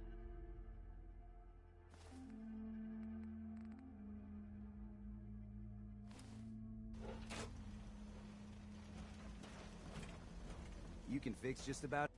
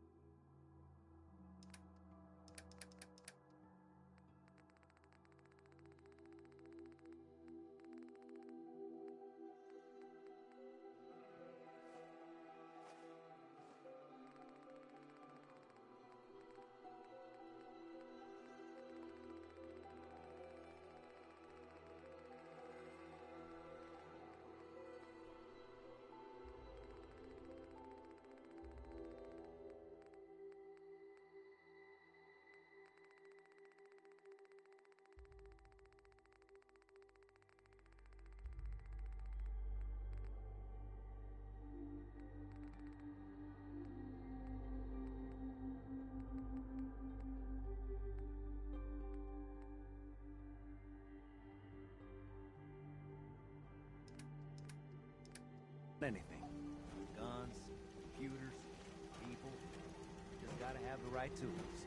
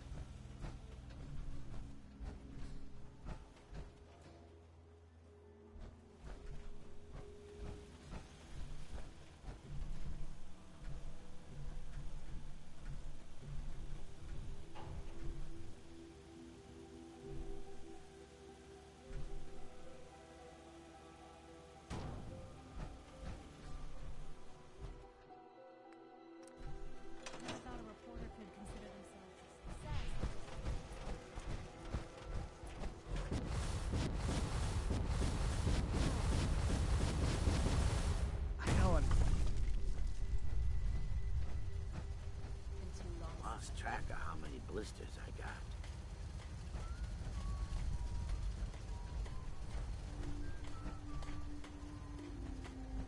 Can it wait? What have you got to trade today?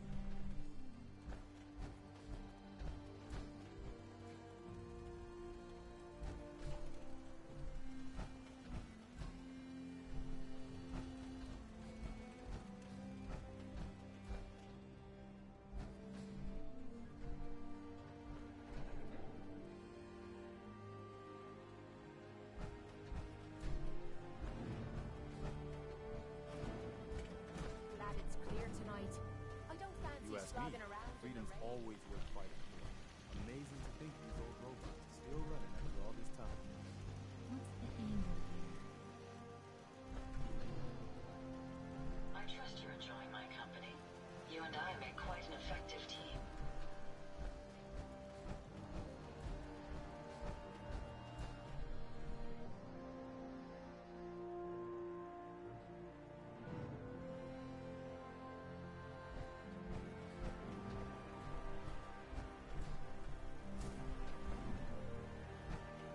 Watch yourself. Some of these bots can be pretty tough.